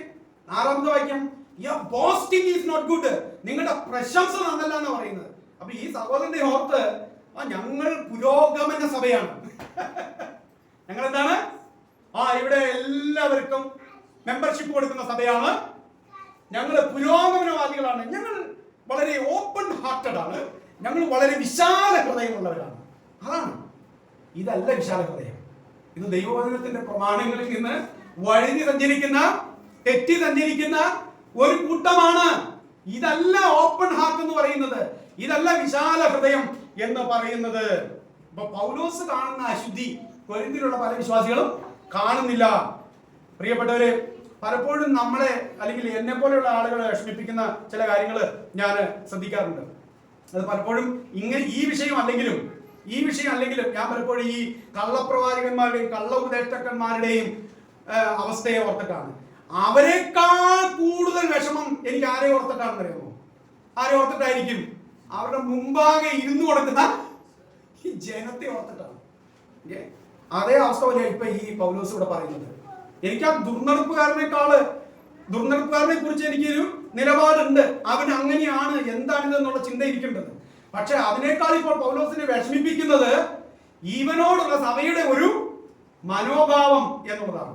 അപ്പൊ ഞാൻ പറയാറുണ്ട്, ഈ കള്ളപ്രവാചകനോ അവനറിയാം അത് തന്നെ ഞാൻ പറയുള്ളൂ, അത് തന്നെ അവൻ ചെയ്യുള്ളൂ, അത് തന്നെയാണ് അവന്റെ തൊഴില്. പക്ഷെ ഇതിന്റെ മുമ്പിൽ ഇരുന്നു കൊടുക്കുന്നവരെ കുറിച്ചുള്ള ആ ഇരുന്നു കൊടുക്കുന്ന, അത് സഹിക്കുന്ന, അത് ഏറ്റെടുക്കുന്ന, അവരെ പിന്താങ്ങുന്ന കമോൺ പാസ്റ്റർ പ്രൊഫസർ എന്ന് പറയുന്ന ഈ കുറെ ആളുകളെ കുറിച്ച് ഓർക്കുമ്പോഴാണ് ഏറ്റവും വലിയ സങ്കടം. അപ്പൊ നിങ്ങൾ നോക്കി, നമ്മൾ കാണുന്ന പല തിന്മകളും ആളുകൾ കാണുന്നില്ല. നമ്മൾ തെറ്റെന്ന് ചിന്തിക്കുന്ന പലതും ആളുകൾക്ക് തെറ്റാണെന്നുള്ള ബോധം വരുന്നില്ല. എന്തൊരു കഷ്ടമാണത് അല്ലേ? എന്താണ് അതിന്റെ കാരണം? സഭ ലോകവുമായി സമരസപ്പെട്ട് കഴിഞ്ഞിരിക്കുകയാണ്. സഭ ലോകവുമായി ഒത്തുചേർന്ന് പോയിക്കൊണ്ടിരിക്കുകയാണ്. ദൈവത്തിന്റെ ജ്ഞാനത്തെക്കാൾ ലോകത്തിന്റെ ജ്ഞാനത്തിന് സഭയിൽ വലിയ പ്രാധാന്യം വന്നുകൊണ്ടിരിക്കുകയാണ്. നിങ്ങൾ മറന്നുപോയില്ല എന്ന് കരുതുകയാണ്. കൊരിന്ത്യർ ലേഖനത്തിന്റെ ഒരു പ്രധാനപ്പെട്ട വിഷയം എന്താണ്? ഒരു ചിന്ത എന്താണ്? പ്രധാന തീം എന്താണ്? അല്ലയോ കൊരിന്ത്യരെ, നിങ്ങൾ ലോകത്തിന്റെ ജ്ഞാനം വിട്ടുകളഞ്ഞിട്ട് ദൈവത്തിന്റെ ജ്ഞാനത്തിലേക്ക് മടങ്ങി വരിക. ദൈവത്തിന്റെ പ്രമാണങ്ങളിലേക്ക്, ദൈവത്തിന്റെ ഉപദേശങ്ങളിലേക്ക്, ദൈവത്തിന്റെ വീക്ഷണങ്ങളിലേക്ക്, ദൈവത്തിന്റെ കാഴ്ചപ്പാടുകളിലേക്ക് നിങ്ങൾ വരിക. ലോകജ്ഞാനം ദൈവത്തിന് ഭോഷത്വമാണ്, അല്ലെങ്കിൽ ദൈവത്തിന് വിരോധമാണ് എന്നുള്ളതാണ്. എന്നാൽ ഇത് സംഭവിക്കുന്നത് എന്താണ്? സഭ നയിക്കപ്പെടുന്നത് ദൈവിക പ്രമാണങ്ങളിൽ അല്ലാതെ ലോകത്തിന്റെ പ്രമാണങ്ങളാണ്. സഭ ഇന്ന് പലപ്പോഴും ഫംഗ്ഷൻ ചെയ്യപ്പെടുന്നത് ദൈവിക പ്രമാണത്തിലല്ല, ലോകം മുന്നോട്ട് വയ്ക്കുന്ന മാനേജ്മെന്റ് പ്രിൻസിപ്പിളുകളും ലീഡർഷിപ്പ് പ്രിൻസിപ്പിളും വെച്ചിട്ടാണ്. അങ്ങനെയല്ല സഭ പോകേണ്ടത് എന്നുള്ളതാണ്. ലോകത്തിന്റെ ആശയങ്ങളല്ല സഭയെ നയിക്കേണ്ടത്. സഭയുടെ നേതൃത്വം ജീവിത വിശുദ്ധിക്കും മാന്യമായ ക്രിസ്തീയ കുടുംബ ജീവിതത്തിനും വേണ്ടുന്ന വിധത്തിലുള്ള പ്രാധാന്യം കൊടുക്കുന്നില്ല എന്ന് വേണം കരുതാൻ. അതല്ലേ സഭയുടെ നേതൃത്വം എന്ത് ചെയ്യുന്നില്ല? കുടുംബജീവിതം എങ്ങനെയായിരിക്കണം, എന്താണ് ക്രിസ്തീയ വിവാഹ ജീവിതം, അതിന്റെ ഉത്തരവാദിത്തങ്ങൾ എന്താണ്, അതിലെ കടപ്പാടുകൾ എന്താണെന്ന് വേണ്ടുന്ന വിധത്തിൽ സഭയിലെ നേതൃത്വം ഇടപെട്ട് സംസാരിച്ചില്ല എന്ന് തന്നെ വേണം കരുതാനിത്. അതുകൊണ്ടാണ് ഇപ്പോഴും ഇവിടെ തുടരുന്നത്, ഇതിനൊരു പരിഹാരം ഉണ്ടാകുന്നത്, പൗലോസ് ഇടപെടേണ്ടി വരുന്നത്. ഒരുപക്ഷെ അച്ചടക്ക നടപടി എടുക്കുന്നതിൽ നിന്നും സഭയെ തടയുന്നതിന്റെ കാരണം എന്താകാം? ഈ സഹോദരനെതിരെ അച്ചടക്ക നടപടി എടുക്കുന്നതിൽ നിന്നും സഭയെ പിന്തിരിപ്പിച്ചിരിക്കുന്ന ഒരു കാരണം എന്താകാം? ഒരുപക്ഷെ ഈ സഹോദരൻ സഭയിലെ തൊട്ടുള്ള ആളായിരിക്കാം, ഒരുപക്ഷെ വളരെ സ്വാധീനമുള്ള വ്യക്തിയാകാം, അല്ലെ? രാഷ്ട്രീയ സ്വാധീനം ഉണ്ടാകാം, സാമൂഹികമായിട്ടുള്ള സ്വാധീനങ്ങൾ ഉണ്ടാകാം, അറിയപ്പെടുന്ന ഒരു സമൂഹത്തിലെ ഒരു വ്യക്തിയാണ്.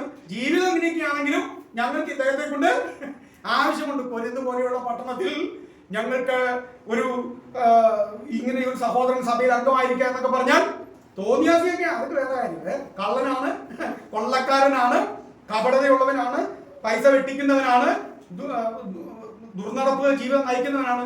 പക്ഷെ പുള്ളി സഭയ്ക്ക് വലിയ ഉപകാരിയായിട്ടോ. ഈ സഭയോട് പണിയാൻ അതിന്റെ കാശ് തന്നത് പുള്ളിയാണ്. അല്ലെങ്കിൽ സഭയ്ക്ക് വാഹനം മേടിച്ചെന്നത് ഇദ്ദേഹമാണ്. സഭയ്ക്ക് പാർക്കിംഗ് ഗ്രൗണ്ട് ഇല്ലായിരുന്നു, അതിനുവേണ്ടി സഹായിച്ചത് അദ്ദേഹമാണ്. 10 പിള്ളേരെ കല്യാണം കഴിപ്പിച്ചു വിടാനായിട്ട് സഹായിച്ചത് പുള്ളിയാണ്. പക്ഷെ പുള്ളിയുടെ ജീവിതമോ അതിലേക്ക് നോക്കരുത്. പിന്നെ ഇങ്ങനെ നടപടിയെടുക്കും. ഇന്ന് പലപ്പോഴും നമ്മുടെ സഭയെ കുറിച്ചല്ല പറയുന്നത്, പല സഭകൾക്കും പല സഹോദരന്മാർക്കെതിരെയും സഹോദരിമാർക്കെതിരെയും പല കുടുംബങ്ങൾക്കെതിരെയും നടപടികൾ എടുക്കാൻ പറ്റാത്തതിന്റെ കാരണം, അവരുടെ പാപങ്ങളെ ചൂണ്ടിക്കാണിക്കാൻ പറ്റാത്തതിന്റെ കാരണം എന്തെന്നറിയാമോ? അവരുടെയൊക്കെ സ്വാധീനവും പണവും ഒക്കെയാണ്. ഒരുപക്ഷെ ഈ സഹോദരൻ അങ്ങനെ ആയിക്കൂടായില്ല. അതുകൊണ്ടാണ് അവർ ഈ സഹോദരനെ അങ്ങ് പുള്ളിക്കാരനിൽ പ്രശംസിക്കുകയാണ്. അല്ലേ? നിങ്ങളുടെ പ്രശംസ നല്ലതല്ല പറയുന്ന പൗലോസ്. നിങ്ങളുടെ അഹങ്കാരം, ഈ സഹോദരനെ കുറിച്ചുള്ള അഹങ്കാരം ഉണ്ടല്ലോ, നിങ്ങളുടെ ആ തലയെടുപ്പോട് കൂടിയുള്ള സംസാരം, ഇത് നല്ലതല്ല. അതാണ് പ്രിയപ്പെട്ടവരെ, ചിലപ്പോൾ എന്തായിരിക്കാം കാരണം, സഭയിലെ അംഗങ്ങൾ കുറഞ്ഞു പോകുമെന്നും അതുവഴി സഭയിലെ വരുമാനം കുറഞ്ഞു പോകുമെന്നുള്ള സഭയുടെ ഭയം, അല്ലെങ്കിൽ സഭാ നേതൃത്വത്തിന്റെ ഭയം, എന്തുമാകാം. ഈ സഹോദരനെതിരെ അച്ചടക്കം തുടങ്ങുന്ന വഴി എടുത്തിട്ടില്ല ഇവര്. അതിന് പകരം എന്ത് ചെയ്യാൻ അവര് ഭയങ്കര പ്രശംസയും അഹങ്കാരമായിട്ട് നടക്കാം. നമുക്കിതിന്റെ കാരണങ്ങൾ എന്താണെന്ന് വ്യക്തമല്ല. എന്തുകൊണ്ട് സഭയും സഭാ നേതൃത്വവും ഈ സഹോദരനെതിരെ ഒരു അച്ചടക്ക നടപടി എടുക്കാൻ വൈകി? അതിന് പൗലോസ് ഇടപെടേണ്ടതായിട്ട് വന്നു എന്നുള്ളതാണ് നമ്മുടെ ചോദ്യം, അന്വേഷണം. ആ അന്വേഷണത്തിന്റെ ഭാഗമായിട്ട് നമ്മൾ ചിന്തിക്കുന്ന കുറെ കാര്യങ്ങളാണ്. കാരണം എന്താ, നമ്മുടെ ഇടയിൽ ഇതുപോലെ ഉണ്ട്. അങ്ങനെയാണെങ്കിൽ ഇത് പണ്ടും ഉണ്ടായിരുന്നിരിക്കണം. പണം മനുഷ്യരെ സ്വാധീനിക്കുന്നു. പലപ്പോഴും കഴിവുകളോ അല്ലെങ്കിൽ സ്ഥാനമാനങ്ങളോ ഒക്കെ സഭയെ സ്വാധീനിക്കുന്നു. ഇതൊക്കെ പല കാരണങ്ങൾ കൊണ്ടാകാം എന്നുള്ളതാണ് പ്രിയപ്പെട്ടവരെ. അതുകൊണ്ടാണ് ഞാൻ പറഞ്ഞത്, സഭയിലെ മെമ്പർഷിപ്പ് ആർക്കായിരിക്കണം, സഭയിലെ അംഗങ്ങൾ എങ്ങനെയുള്ളവരായിരിക്കണം എന്നുള്ളതാണ്. നമുക്ക് അടുത്ത വാക്യത്തിലേക്ക് പോകാം. 5:3 മുതൽ 5 വരെയുള്ള വാക്യങ്ങൾ. അത് വായിക്കുമ്പോൾ 12, 13 നമ്മൾ ചേർത്ത് വായിക്കുന്നുണ്ട്. പാപാവസ്ഥയിൽ തുടരുന്ന വ്യക്തിയോട് സഭയും സഭയുടെ നേതൃത്വവും എടുത്ത അച്ചടക്ക നടപടിയും ആ വ്യക്തിയോടുള്ള മനോഭാവവുമാണ് നമ്മൾ കാണുന്നത്. 3-ാമത്തെ വാക്യം നമുക്ക് വായിക്കാം. ഞാനോ ശരീരം കൊണ്ട് ദൂരസ്ഥനെങ്കിലും ആത്മാവ് കൊണ്ട് കൂടെയുള്ളവനായി നിങ്ങളുടെ മധ്യേ ഇരിക്കുന്നവനായി തന്നെ ഈ ദുഷ്കർമ്മം ചെയ്തവനെ കുറിച്ച് നിങ്ങളും എന്റെ ആത്മാവും നമ്മുടെ കർത്താവായ യേശുവിന്റെ ശക്തിയോടെ ഒന്നിച്ചു കൂടിയിട്ട് നമ്മുടെ കർത്താവായ യേശുവിന്റെ നാമത്തിൽ അവനെ ആത്മാവ് കർത്താവായ യേശുവിന്റെ നാളിൽ രക്ഷിക്കപ്പെടേണ്ടതിന് ജഡസംഹാരത്തിനായി സാത്താനെ ഏൽപ്പിക്കണം എന്ന് വിധിച്ചിരിക്കുന്നു. 12-ാമത്തെ വാക്യം. പുറത്തുള്ളവരെ വിധിപ്പാൻ എനിക്ക് എന്ത് കാര്യം? നിങ്ങൾ അകത്തുള്ളവരെ അല്ലയോ വിധിക്കുന്നത്? പുറത്തുള്ളവരെ ദൈവം വിധിക്കുന്നു. ആ ദുഷ്ടനെ നിങ്ങളുടെ ഇടയിൽ നിന്ന് നീക്കിക്കളയുകയും. അപ്പൊ ഇവിടെ ഒരു അച്ചടക്ക നടപടി എടുക്കുന്ന ഒരു കാര്യം ഇവിടെ പൗലോസ് സംസാരിച്ചിരിക്കുകയാണ്. ഈ വാക്യത്തിലേക്ക് വരുന്നതിന് മുമ്പ് ഇങ്ങനെയുള്ള ആളുകളോടുള്ള കർത്താവിന്റെ മനോഭാവം എന്താണ്? പൗലോസ് ഇങ്ങനൊരു നടപടി എടുത്തത് ശരിയാണോ നമുക്കറിയണ്ടേ? പൗലോസ് ഇങ്ങനൊരു നടപടി എടുത്തത് ശരിയാണോ എന്ന് നമുക്കറിയാം. വെളിപ്പാട് പുസ്തകം 2-ാം അധ്യായം 20 മുതൽ 22 വാക്യങ്ങൾ വായിക്കുമ്പോൾ അവിടെ തുയത്തൈര സഭ എന്ന് പറയുന്ന ഒരു സഭയുണ്ട്. തുയത്തൈര സഭ അല്ലെ? ആ സഭയിലെ ഒരു സഹോദരി ഉണ്ട്. ആ സഹോദരിയെ കുറിച്ച് പറയുന്ന വാക്യം ഇങ്ങനെയാണ്. എങ്കിലും താൻ പ്രവാചകി, 2-ാം അധ്യായം 20 മുതൽ 22 വരെ. എങ്കിലും താൻ പ്രവാചകി എന്ന് പറഞ്ഞ് ദുർനടപ്പ് ആചരിപ്പാനും വിഗ്രഹാർപ്പിതം തിന്മാനും എന്റെ ദാസന്മാരെ ഉപദേശിക്കുകയും തെറ്റിച്ചു കളയുകയും ചെയ്യുന്ന ഈസബേൽ എന്ന സ്ത്രീയെ നീ അനുവദിക്കുന്നു. നീ അനുവദിക്കുന്നു എന്ന് പറഞ്ഞാൽ ആരായി നീ? സഭ അനുവദിക്കുന്നു എന്നൊരു കുറ്റം നിന്നെ കുറിച്ച് പറയാനുണ്ട്. എന്നിട്ട് കർത്താവ് പറയാണ്, ഞാൻ അവൾക്ക്, ഈ ഇസബേൽ എന്ന് പറയുന്ന സ്ത്രീക്ക് മാനസാന്തരപ്പെടാൻ സമയം കൊടുത്തിട്ടും ദുർനടപ്പ് വിട്ട് മാനസാന്തരപ്പെടുവാൻ അവൾക്ക് മനസ്സില്ല. ഞാൻ അവളെ കിടപ്പിലും അവളുമായി വ്യഭിചരിക്കുന്നവരെ അവളുടെ നടപ്പ് വിട്ട് മാനസാന്തരപ്പെടാതിരുന്നാൽ വലിയ കഷ്ടതയിലും ആക്കിക്കളയും. അവളുടെ മക്കളെയും ഞാൻ കൊന്നുകളയും. എന്റെ പൊന്നോ, എന്തൊരു നിലപാടാണ് കർത്താവ് സ്വീകരിച്ചത്! എന്തൊരു നിലപാടാണ് കർത്താവ് ഇങ്ങനെയുള്ള സ്വഭാവത്തോട് സ്വീകരിച്ചത്! അങ്ങനെയാണെങ്കിൽ ഞാൻ ദൈവത്തിന് വിരുദ്ധമായ കാര്യമൊന്നല്ല പറയുന്നത്, എങ്കിലും ഞാൻ അതൊന്നൊരു നമ്മുടേതായ രീതിയിൽ അത്രയൊന്നും പൗലോസ് അവിടെ പറഞ്ഞില്ല. ഒരു ദുർനടപ്പ് ആചരിക്കുന്ന ഒരു സ്ത്രീയോടുള്ള ബന്ധത്തിൽ തുയത്തൈര സഭയിലെ അവള് വലിയ പ്രവാചകിയാണെന്നൊക്കെ പറഞ്ഞാണ് നടക്കുന്നത്. പക്ഷെ തോന്നിവാസമാണ് കയ്യിലുള്ളത്. ഇന്ന് പല പ്രവാചകിമാരുടെയും പ്രവാചകന്മാരുടെയും കയ്യിലിരിപ്പ് ഇത് തന്നെയാണ്. സ്റ്റേജിൽ അവര് നമുക്കറിയില്ലാത്ത പല ഭാഷകൾ സംസാരിക്കുന്നവരും പല ദൂതുകൾ പറയുന്നവരും പല നിലയിൽ വിളങ്ങുന്നവരും തിളങ്ങുന്നവരുമാണ്. പക്ഷെ അവരുടെ എല്ലാം രഹസ്യ ജീവിതത്തിൽ, ഒരു പക്ഷേ പരസ്യമായ രഹസ്യ ജീവിതം വളരെ വളരെ അധപ്പതിച്ചതും മോശമായതും എന്താ പറയുക, ഏറ്റവും ലജ്ജാകരവുമായ ജീവിതവുമാണ് അവർ നടത്തുന്നത്. പക്ഷെ സഭ ഒരു ചെറുവീരൽ പോലും അവർക്കെതിരെ അനക്കാൻ തയ്യാറാകുന്നില്ല. അപ്പൊ കർത്താവ് എന്ത് ചെയ്യും? കർത്താവ് ഇതിൽ ഇടപെടുമെന്നാണ് പറഞ്ഞിരിക്കുന്നത്. അത്രേ ഉള്ളൂ. അപ്പോ ഇവിടെ നമ്മൾ വായിക്കുമ്പോൾ നമ്മൾ ശ്രദ്ധിക്കുന്ന ഒരു കാര്യമുണ്ട്. ഇത് നിങ്ങൾ ശ്രദ്ധിക്കണേ, നിങ്ങൾ ശ്രദ്ധിച്ചേ. ഈ കാര്യത്തിൽ 4-ാമത്തെ വാക്യം, 4-ാമത്തെയും 5-ാമത്തെയും വാക്യം, 3 മുതലാണ് നമ്മൾ വായിച്ചത്. പക്ഷെ നിങ്ങൾ 4-ാമത്തെ വാക്യം വായിച്ചേ. നിങ്ങളും എൻ്റെ ആത്മാവും നമ്മുടെ കർത്താവായ യേശുവിന്റെ ശക്തിയോടെ ഒന്നിച്ചു കൂടിയിട്ട് നമ്മുടെ കർത്താവായ യേശുവിന്റെ നാമത്തിൽ തന്നെ ആത്മാവ് കർത്താവായ യേശുവിന്റെ നാളിൽ രക്ഷിക്കപ്പെടേണ്ടതിന് ജഡസംഹാരത്തിനായി സാത്താനെ ഏൽപ്പിക്കണം എന്ന് വിധിച്ചിരിക്കുന്നു. ഒരു വിധി, ഒരു ജഡ്ജ്മെന്റ് പൗലോസ് പാസ്സാക്കിയാണ്. ഒരു വിചാരണയും കൂടാതെ പൗലോസ് അവിടെ റിപ്പോർട്ട് കേൾക്കുന്നു, ലേഖനം എഴുതുന്നു. അവിടെ എത്തുമ്പോഴത്തേക്കും ഇത് വായിച്ചു കേൾക്കുന്ന കൊരിന്തിലെ വിശ്വാസികൾ ഇതിന് ആക്ഷൻ എടുത്തിരിക്കുന്നു. അതേപോലെയുള്ള ഒരു വിചാരണ പോലും ഇല്ലാതെ ഉടനടി ആക്ഷനാണ് ഇവിടെ എടുത്തിരിക്കുന്നത്.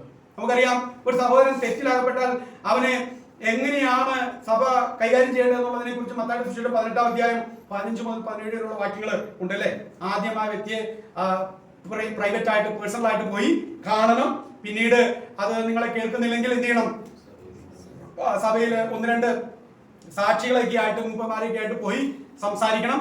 മൂന്നാമത്തതും, ഇത് നിങ്ങൾ വ്യക്തിപരമായിട്ട് പറഞ്ഞിട്ട് കേട്ടില്ല, സഭയിലെ ഉത്തരവാദിത്തപ്പെട്ട സഹോദരങ്ങളും സാക്ഷികളും മൂപ്പന്മാരുമായിട്ട് പോയിട്ട് പറഞ്ഞിട്ടും ആ സഹോദരൻ കേട്ടില്ല. മൂന്നാമത്തെ സ്റ്റെപ്പ് എന്ന് പറയുന്നത് പിന്നെ സഭയിൽ പബ്ലിക്കായിട്ട് ഇത് അനൗൺസ് ചെയ്യണം എന്നുള്ളതാണ്. നാലാമത്തെ സ്റ്റെപ്പ് എന്ന് പറഞ്ഞാൽ അവനെ പുറത്ത് കളയുക എന്നുള്ളതാണ്. ഇതാണ് ഒരു തെറ്റ് ചെയ്യുന്ന സഹോദരനോട് സഭ എടുക്കേണ്ടുന്ന ഒരു ശിക്ഷണ നടപടിയുടെ ഘട്ടങ്ങൾ. ഇങ്ങനൊരു ഘട്ടം ഇവിടെ കണ്ടോ? ഇങ്ങനൊരു ഘട്ടം ഇവിടെ കാണുന്നുണ്ടോ നമ്മൾ പൗലോസ്? കാരണം എന്താന്ന് വെച്ച് കഴിഞ്ഞാൽ ഇത് പരസ്യമായ ഒരു പാപമാണ്. ഇത് പരസ്യമായ, ജാതികളുടെ ഇടയിൽ പോലും ഇല്ലാത്ത ഒരു ദുർനടപ്പ് നടക്കുന്ന ഒരുത്തനെ കുറിച്ച് ഇനി എന്ത് വിചാരണയാണുള്ളത്? മാത്രമല്ല, കുറെ നാളായി ഇത് പൗലോസിന്റെ ചെവിയിൽ എത്തിയില്ല. പൗലോസിന്റെ ചെവിയിൽ എങ്ങനെ എത്തിയത്? പൗലോസിന്റെ ചെവിയിൽ എത്തുന്നെങ്കിൽ ക്ലോവയുടെ ആളുകൾ തന്നെ ഇത് പറഞ്ഞിട്ടുണ്ട്. ക്ലോവയുടെ ആളുകൾ ചെന്ന് പറഞ്ഞു. 2, ഇവർ കുറെ കാര്യങ്ങൾ എഴുതി അറിയിച്ചിട്ടുണ്ട്, ചോദിച്ചിട്ടുണ്ട് എന്താ ചെയ്യേണ്ടതെന്ന്. അപ്പോൾ ഇത് മുഴുവൻ വിശ്വാസികൾക്കും അറിയാവുന്ന ഒരു ദുർനടപ്പ്, ഒരു പ്രശ്നമാണിത്. ഇനി ഇവിടെ വിചാരണയുടെ ആവശ്യമില്ല, ഇവിടെ നടപടിയുടെ ആവശ്യമുള്ളൂ അല്ലെ. നമ്മൾ ചിലതൊക്കെ അങ്ങനെ ചെയ്യേണ്ടതായിട്ട് വന്നിട്ടുണ്ട് അല്ലെ. പരസ്യമായ ചില പാപങ്ങൾ, എല്ലാവർക്കും അറിയാവുന്ന ഒരു കാര്യങ്ങൾ, ഒരു ദുർനടപ്പ്, അതിനെതിരെ നമ്മൾ സഭ വിളിച്ചു കൂട്ടി. പിന്നീട് അതിന് നമ്മൾ അല്ലാതെ എത്രയോ അവസരങ്ങൾ കൊടുത്തിട്ടുണ്ട്, എത്രയോ വഴികൾ നമ്മൾ തേടി. പക്ഷെ അതിലൊന്നും കൂട്ടാക്കാതെ ഇരുന്നപ്പോഴാണ് നമ്മളായാൽ പോലും അങ്ങനെയൊരു നടപടി എടുക്കേണ്ടതായിട്ട് വന്നിട്ടുള്ളത്. പ്രിയപ്പെട്ടവരെ, ഇവിടെ പൗലോസ് വളരെ പെട്ടെന്ന് തന്നെ ആ ഒരു തീരുമാനത്തിലേക്ക് എത്തിച്ചേരുന്നു എന്നുള്ളതാണ്.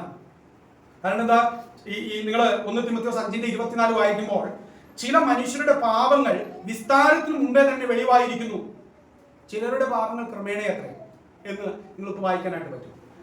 ചില തെളിവായ പാപങ്ങൾ, എല്ലാവർക്കും ബോധ്യമായ പാപങ്ങൾ, സഭയ്ക്ക് മുഴുവനായിട്ട് അറിയാവുന്ന കാര്യങ്ങൾ, അതിനെക്കുറിച്ച് അതിൻ്റെയൊക്കെ ആക്ഷനുകളൊക്കെ പെട്ടെന്ന് തന്നെ വേണം എന്നുള്ളതാണ് നമുക്ക് കാണാനായിട്ട് കഴിയുന്നത്. പ്രിയപ്പെട്ടവരെ, എത്ര വലിയ പാപിക്കും കർത്താവിൽ വിശ്വസിച്ച് രക്ഷിക്കപ്പെടാം, കർത്താവിൽ നിന്ന് കരുണയും കൃപയും പാപക്ഷമയും ആസ്വദിക്കാം. പക്ഷേ രക്ഷിക്കപ്പെട്ട ഒരുവന് ഏത് പാപത്തിൽ തുടരാനുള്ള ഒരവസരമോ അനുവാദമോ ദൈവസഭ കർത്താവ് നൽകുന്നില്ല.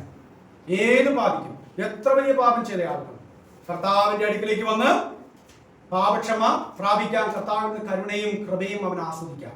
പക്ഷേ രക്ഷിക്കപ്പെട്ട ഒരുത്തിന്, എന്നാൽ പിന്നെ കർത്താവിൽ നിന്ന് കൃപ ലഭിച്ചവൻ രക്ഷിക്കപ്പെട്ടവനായ സ്ഥിതിക്ക് ഇനി അങ്ങോട്ട് ഏത് പാപത്തിലും തുടരാം എന്ന് ദൈവവചനം നമ്മളെ പഠിപ്പിക്കുന്നില്ല, അല്ലെങ്കിൽ അത് ദൈവികമായ കാര്യമല്ല, ദൈവം അത് സപ്പോർട്ട് ചെയ്യുന്നതല്ല എന്നുള്ളതാണ് നമ്മൾ കാണുന്നത്. ദൈവിക പ്രമാണങ്ങൾക്കും ക്രിസ്തീയ മൂല്യങ്ങൾക്കും വിപരീതമായി ജീവിക്കുന്ന വ്യക്തികൾക്കെതിരെ അച്ചടക്ക നടപടികൾ സ്വീകരിക്കുക എന്നത് ദൈവവചനത്തിൽ കാണുന്ന പഠിപ്പിക്കൽ ആണ്.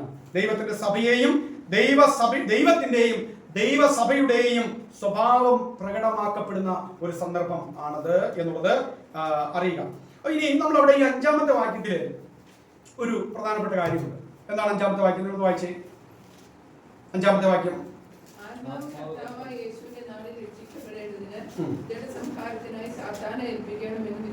ഓക്കെ. എന്താണ് ആ വാക്യത്തിന്റെ അർത്ഥം? ആത്മാവ് കർത്താവായ യേശുവിന്റെ നാളിൽ രക്ഷിക്കപ്പെടേണ്ടതിന് ജഡസംഹാരത്തിനായി സാത്താന് ഏൽപ്പിക്കണം.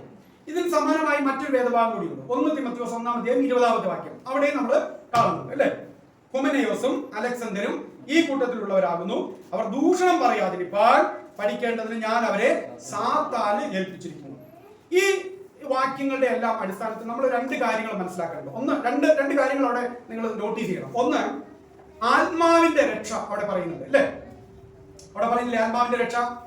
5-ാമത്തെ വാക്യം, ആത്മാവ് കർത്താവായ യേശുവിന്റെ നാളിൽ രക്ഷിക്കപ്പെടേണ്ടത്.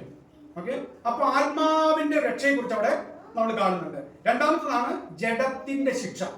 അത് നമ്മളവിടെ കാണുന്നില്ലേ? ഓക്കെ, അപ്പോൾ ജഡസംഹാരത്തിനായി സാത്താന് ഏൽപ്പിക്കണം എന്നുള്ളതാണ് നമ്മളിവിടെ വായിച്ചത്. അപ്പോ സഭയിലെ അച്ചടക്ക നടപടികൾ, ഇനി നിങ്ങൾ ശ്രദ്ധിക്കേണ്ടത് ഗൗരവമുള്ളൊരു കാര്യം, സഭയിലെ അച്ചടക്ക നടപടികൾ നേരിടുന്ന ഒരു സഹോദരനോ സഹോദരിയോ രക്ഷിക്കപ്പെട്ടവരല്ല എന്ന ഒരു നിഗമനത്തിൽ നമ്മൾ വേഗത്തിൽ എത്തേണ്ടതില്ല. ശ്രദ്ധിക്കണം നിങ്ങൾ. സഭയിൽ കുറെ നാളുകളായിട്ട് ഒരു സഹോദരൻ വന്നുകൊണ്ടിരുന്നു, സഹോദരി വന്നുകൊണ്ടിരുന്നു. ഒരു ദുർനടപ്പ് ജീവിതത്തിൽ സംഭവിച്ചു. സഭ നിശ്ചയമായിട്ടും ആ സഹോദരനോ സഹോദരിക്കെതിരെയോ ആ കുടുംബത്തിനെതിരെയോ അച്ചടക്ക നടപടികൾ സ്വീകരിക്കണം എന്നുള്ള ദൈവവചനത്തിന്റെ പഠിപ്പിക്കലാണ്, ഉപദേശമാണ്. അതങ്ങനെ വേണം. പക്ഷെ അതിന്റെ മറുപുറം വിശ്വാസികൾ കാണേണ്ടതും അറിയേണ്ടതുമായ ഒരു കാര്യം എന്നുള്ളത്, അങ്ങനെ അച്ചടക്ക നടപടിക്ക് വിധേയമാക്കപ്പെട്ട ഒരു വ്യക്തി സഭയുടെ അകത്തുള്ളവനായിരുന്നു. അതല്ലേ പൗലോസ് പറഞ്ഞത്, പുറത്തുള്ളവനെ വിധിക്കാൻ എനിക്ക് അധികാരമില്ല, പക്ഷെ അകത്തുള്ളവനെ വിധിക്കാനുള്ള അനുവാദവും സ്വാതന്ത്ര്യവും അധികാരവും ദൈവം സഭയുടെ നേതൃത്വത്തിന് കൊടുത്തിട്ടുണ്ട്, അല്ലെങ്കിൽ സഭയ്ക്ക് കൊടുത്തിട്ടുണ്ട്. അപ്പൊ ഞാൻ പറഞ്ഞു വരുന്നത്, ഒരു അച്ചടക്ക നടപടി ഏൽക്കപ്പെട്ട നേരിട്ട ഒരു സഹോദരനോ സഹോദരിയോ രക്ഷിക്കപ്പെട്ടവരല്ല എന്നോ സ്വർഗത്തിൽ പോവുകയില്ല എന്നോ അർത്ഥമില്ല. ഒന്നുകൂടി വാക്യം വായിക്കാം. ആത്മാവ് കർത്താവായ യേശുവിന്റെ നാളിൽ, എന്താ കർത്താവായ യേശുവിന്റെ നാൾ എന്ന് പറഞ്ഞേതാ? പുനരുത്ഥാന ദിവസം. കർത്താവ് തന്റെ സഭയെ ചേർക്കാൻ വരുന്ന സമയത്ത്, കർത്താവ് തന്റെ സഭയെ ചേർക്കുന്ന ആ നാളിൽ അവനും സഭയോടുകൂടി ഉയർത്തപ്പെടേണ്ടതിന്, അപ്പോൾ അവന്റെ ആത്മാവ് കർത്താവിന്റെ നാളിൽ രക്ഷിക്കപ്പെടേണ്ടതിന്, അതാണ് അതിന്റെ കാരണം, അതാണ് അതിന്റെ റിസൾട്ടാണ്. സോ ദാറ്റ് എന്നാണ് ഇംഗ്ലീഷിൽ ഉപയോഗിച്ചിരിക്കുന്നത്. 5-ാമത്തെ വാക്യം ഞാൻ വായിക്കട്ടെ. I have decided to deliver such a one to Satan for the destruction of his flesh. നമ്മുടെ മലയാളത്തിൽ അത് 2-ാമത്തെ ഭാഗമാണ് കിടക്കുന്നത്. നമ്മളത് 2-ാമത്തെ ഭാഗം ആദ്യം തൊട്ട് വായിച്ചോന്നേ. മലയാളത്തില് അല്ല, രണ്ടാമത്തെ ഭാഗം ആദ്യം വായിക്കുകയും മലയാളത്തിൽ എഴുതിയിരിക്കുന്ന 2-ാമത്തെ ഭാഗം ആദ്യം വായിക്കുകയും ഓക്കെ, അത് നമുക്കത് ഒരു പൂർണ്ണമായ സെന്റൻസിൽ വായിക്കാം. ഞാൻ അവനെ ജഡസംഹാരത്തിനായി സാത്താന് ഏൽപ്പിക്കണം എന്ന് വിധിച്ചിരിക്കുന്നു. കാരണം സോ ദാറ്റ് ആത്മാവ് കർത്താവായ യേശുവിന്റെ നാളിൽ രക്ഷിക്കപ്പെടേണ്ടതിന് വേണ്ടി. ഇംഗ്ലീഷില്, I have decided to deliver such a one to Satan for the destruction of his flesh, so that his spirit may be saved in the day of the Lord Jesus Christ. അപ്പോൾ ഈ വ്യക്തിയെ ഒരു ശിക്ഷണ നടപടിക്ക് വിധേയപ്പെടുത്തിക്കൊണ്ട് സാത്താനെ ഏൽപ്പിച്ചു കൊടുക്കുകയാണ്. അതെന്താണ് നമ്മൾ ചിന്തിക്കും. ഞാൻ ഇപ്പോൾ പറയുന്ന ഒരു ഭാഗമാണ്. അങ്ങനെ ഏൽപ്പിക്കുമ്പോൾ, സാത്താനെ ഏൽപ്പിക്കുമ്പോൾ അവൻ ജഡസംഹാരം അവന് നടക്കും. ജഡത്തിൽ അവൻ ശിക്ഷ അനുഭവിക്കും. ആ ശിക്ഷ അനുഭവിക്കുന്നത് എന്തിനു വേണ്ടിയിട്ടാണ്? അവന്റെ ആത്മാവ് കർത്താവിന്റെ നാളിൽ സഭയോടൊപ്പം ഉയർത്തപ്പെടണം, അല്ലെങ്കിൽ എഴുന്നേൽക്കപ്പെടണം എന്നുള്ള യാഥാർത്ഥ്യമാണ് അവിടെ കാണുന്നത്. നമുക്കറിയാം, സഭ എന്ന് പറയുന്ന ഒരു ദൈവിക സ്ഥാപനമാണ്. സഭ ഒരു ദൈവിക സ്ഥാപനമാണ്. അവിടെ ഓരോരുത്തരും എങ്ങനെയാണ് നടക്കേണ്ടത്, ജീവിക്കേണ്ടത് എന്നുള്ളതിനെ കുറിച്ച് കൃത്യമായിട്ടുള്ള മാർഗനിർദ്ദേശങ്ങൾ ഉണ്ട് എന്നുള്ളത് 1 തിമോഥെയോസ് 3-ാം അധ്യായം 15-ാമത്തെ വാക്യം വായിച്ചാൽ കാണാം. 1 തിമോഥെയോസ് 3:15. അവിടെ ഇങ്ങനെയാണ് എഴുതിയിരിക്കുന്നത്: സത്യത്തിന്റെ തൂണും അടിസ്ഥാനവുമായി ജീവനുള്ള ദൈവത്തിന്റെ സഭയാകുന്ന ദൈവാലയത്തിൽ നടക്കേണ്ടത് എങ്ങനെയെന്ന് നീ അറിയേണ്ടതിന് ഇത് എഴുതുന്നു. സത്യത്തിന്റെ തൂണും അടിസ്ഥാനവുമായി ജീവനുള്ള ദൈവത്തിന്റെ സഭയാകുന്ന ദൈവാലയത്തിൽ നടക്കേണ്ടത് എന്താണ്, എങ്ങനെയാണ് എന്ന് നീ അറിയണം. സഭ എന്ന് പറയുന്നത് ഒരു പൈസ കൊടുത്ത് ഒരു ഫോം ഫില്ല് ചെയ്ത് കേറിക്കൂടുന്ന ഒരു ക്ലബ്ബ് മെമ്പർഷിപ്പ് പോലെയുള്ള ഒരു സ്ഥലമല്ല ഇത്. ഓഫ് കോഴ്സ് ഈ സഭയ്ക്ക് എന്തുണ്ട്? അതിൻ്റെതായ ഉപദേശങ്ങളും നിയമങ്ങളും അതിൻ്റെതായിട്ടുള്ള രീതികളും ഉണ്ട്. അപ്പോ എങ്ങനെയാണ് സഭയിലെ വിശ്വാസികൾ നടക്കേണ്ടത്? ഓക്കെ, സഭയിലെ അംഗങ്ങൾ ആരാണ് എന്ന് ബൈബിൾ നമ്മളെ പഠിപ്പിക്കുന്നുണ്ട്. സഭയിലെ അംഗങ്ങൾ ആരാണ്? സഭയിലെ അംഗങ്ങൾ, സഭ ഒരു സ്ഥാപനമാണ്. ഈ സഭയുടെ സ്ഥാപനത്തിലേക്ക്, സഭയിലേക്ക് അംഗങ്ങളായിട്ട് വരുന്നവരാരാണ്? സഭയിലെ അംഗത്വത്തിന്റെ ആദ്യത്തെ കടമ ഏതാണ്? രക്ഷിക്കപ്പെടുക, സ്നാനപ്പെടുക. ഓക്കെ, രക്ഷിക്കപ്പെട്ട് സ്നാനപ്പെട്ട് സഭയുടെ ഉപദേശത്തിലും കൂട്ടായ്മയിലും നിലനിൽക്കുന്നവരാണ് സഭയിലെ അംഗങ്ങൾ. രക്ഷിക്കപ്പെട്ട് സ്നാനപ്പെട്ട് സഭയുടെ ഉപദേശത്തിലും കൂട്ടായ്മയിലും നിലനിൽക്കുന്നവരാണ് സഭയിലെ അംഗങ്ങൾ. അല്ലാതെ സഭയുമായിട്ട് ഒരു ബന്ധവുമില്ല ഇത് പോകുന്നവരല്ല. രക്ഷിക്കപ്പെട്ടു എന്നുള്ള ഒറ്റ കാരണം കൊണ്ട് രക്ഷിക്കപ്പെടുന്നവരെ അവൻ ദിനംപ്രതി സഭയോട് ചേർത്തുകൊണ്ടിരുന്നു. അത് ആഗോള സഭയാണ്. ആ ആഗോള സഭയുടെ കാണപ്പെട്ട രൂപമാണ് ലോക്കൽ സഭ. ലോക്കൽ സഭയിൽ എന്ത് വേണം? കൂട്ടായ്മ വേണം, ഉപദേശങ്ങൾ വേണം, പഠിപ്പിക്കലുകൾ വേണം, തിരുവത്താഴ് ശുശ്രൂഷകൾ, കർത്തൃമേശ വേണം, അവിടെ അച്ചടക്കം, ഇതൊക്കെ ഉണ്ട് അവിടെ. ഓക്കെ, സഭാംഗങ്ങളുടെ കൂടിവരവിലുള്ള ആരാധനയ്ക്ക് ക്രമമുണ്ട്. ഞാനിപ്പോൾ പറയുന്നത് സഭ എങ്ങനെയുള്ളതാണെന്നുള്ളതാണ്. സഭയിലെ അംഗങ്ങൾ രക്ഷിക്കപ്പെട്ടവരും സ്നാനപ്പെട്ടവരും ഉപദേശത്തിലും കൂട്ടായ്മയിലും നിലനിൽക്കുന്നവരുമാണ്.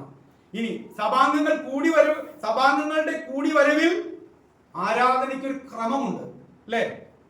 അതെങ്ങനെ ചെയ്യണമെന്ന് പറഞ്ഞേക്കണേ. കൊരിന്ത്യർ ലേഖനം 14 അവസാനിക്കുന്ന എങ്ങനെയാണ്? നിങ്ങൾ 14 അധ്യായത്തിൽ കാണുന്നുണ്ട്. നിങ്ങൾ കൂടി വരുമ്പോൾ ഓരോരുത്തര് സങ്കീർത്തനമുണ്ട്, ഉപദേശമുണ്ട്, വെളിപ്പാടുണ്ട്, അന്യഭാഷയുണ്ട്, ഇതെല്ലാം ഉണ്ട്. പക്ഷേ ഇതെല്ലാം നിങ്ങൾ എങ്ങനെ ചെയ്യണം? ഉചിതമായും ക്രമമായും ചെയ്യണം. നമുക്കറിയാം, അതാണ് സഭയുടെ. നമുക്കല്ലാതെ ഒരു പ്രത്യേക എഴുതപ്പെട്ട കാര്യങ്ങളൊന്നുമില്ല. ആദ്യം ഇതായിരിക്കണം. ആദ്യം സങ്കീർത്തനം പ്രബോധിപ്പിച്ച എന്താ കുഴപ്പം? അത് കഴിഞ്ഞിട്ട് പാട്ട് പാടിയാൽ എന്താ കുഴപ്പം? അല്ല, പാട്ട് പാടിയിട്ട് പ്രാർത്ഥിച്ചാൽ എന്താ കുഴപ്പം? ഇനിയിപ്പോ വേറൊരു കാര്യം പറയാം. ചില സഭക്കാർക്ക് ഇതൊരു ലിഖിത നിയമം പോലെയാണ്. പ്രാർത്ഥിച്ചതിന് ശേഷം മാത്രമേ പാട്ട് പാടാവൂ. അല്ലെങ്കിൽ അത് മീറ്റിംഗ് തുടങ്ങിയില്ലാത്തത് പോലെയാണ്, അല്ലെങ്കിൽ അത് ഒരു ആത്മീയ കൂട്ടായ്മ അല്ലാത്തത് പോലെയാണ്. ചിലർ അങ്ങനെയാണ്. പ്രാർത്ഥിച്ചതിന് ശേഷം മാത്രം. ഇവരൊക്കെ പ്രാർത്ഥിക്കാം, അതിന് ശേഷം പാട്ട് പാടാം. എന്തൊക്കെ ആദ്യം കൂടി വരുമ്പോൾ നമുക്ക് വന്നേശു പാര എന്നുള്ള പാട്ട് പാടിയതിനു ശേഷം സൗരന്മാരിൽ ഒരാൾ അല്ലെങ്കിൽ സൗരന്മാരിലൂടെ പ്രാർത്ഥിച്ചാട്ടെ എന്ന് പറഞ്ഞാൽ എന്താ കുഴപ്പം? ഒരു കുഴപ്പമില്ല. ഇനി വേറെ ചില സഭകളോ, അവർ പാട്ട് പാടിയിട്ടേ തുടങ്ങുള്ളൂ.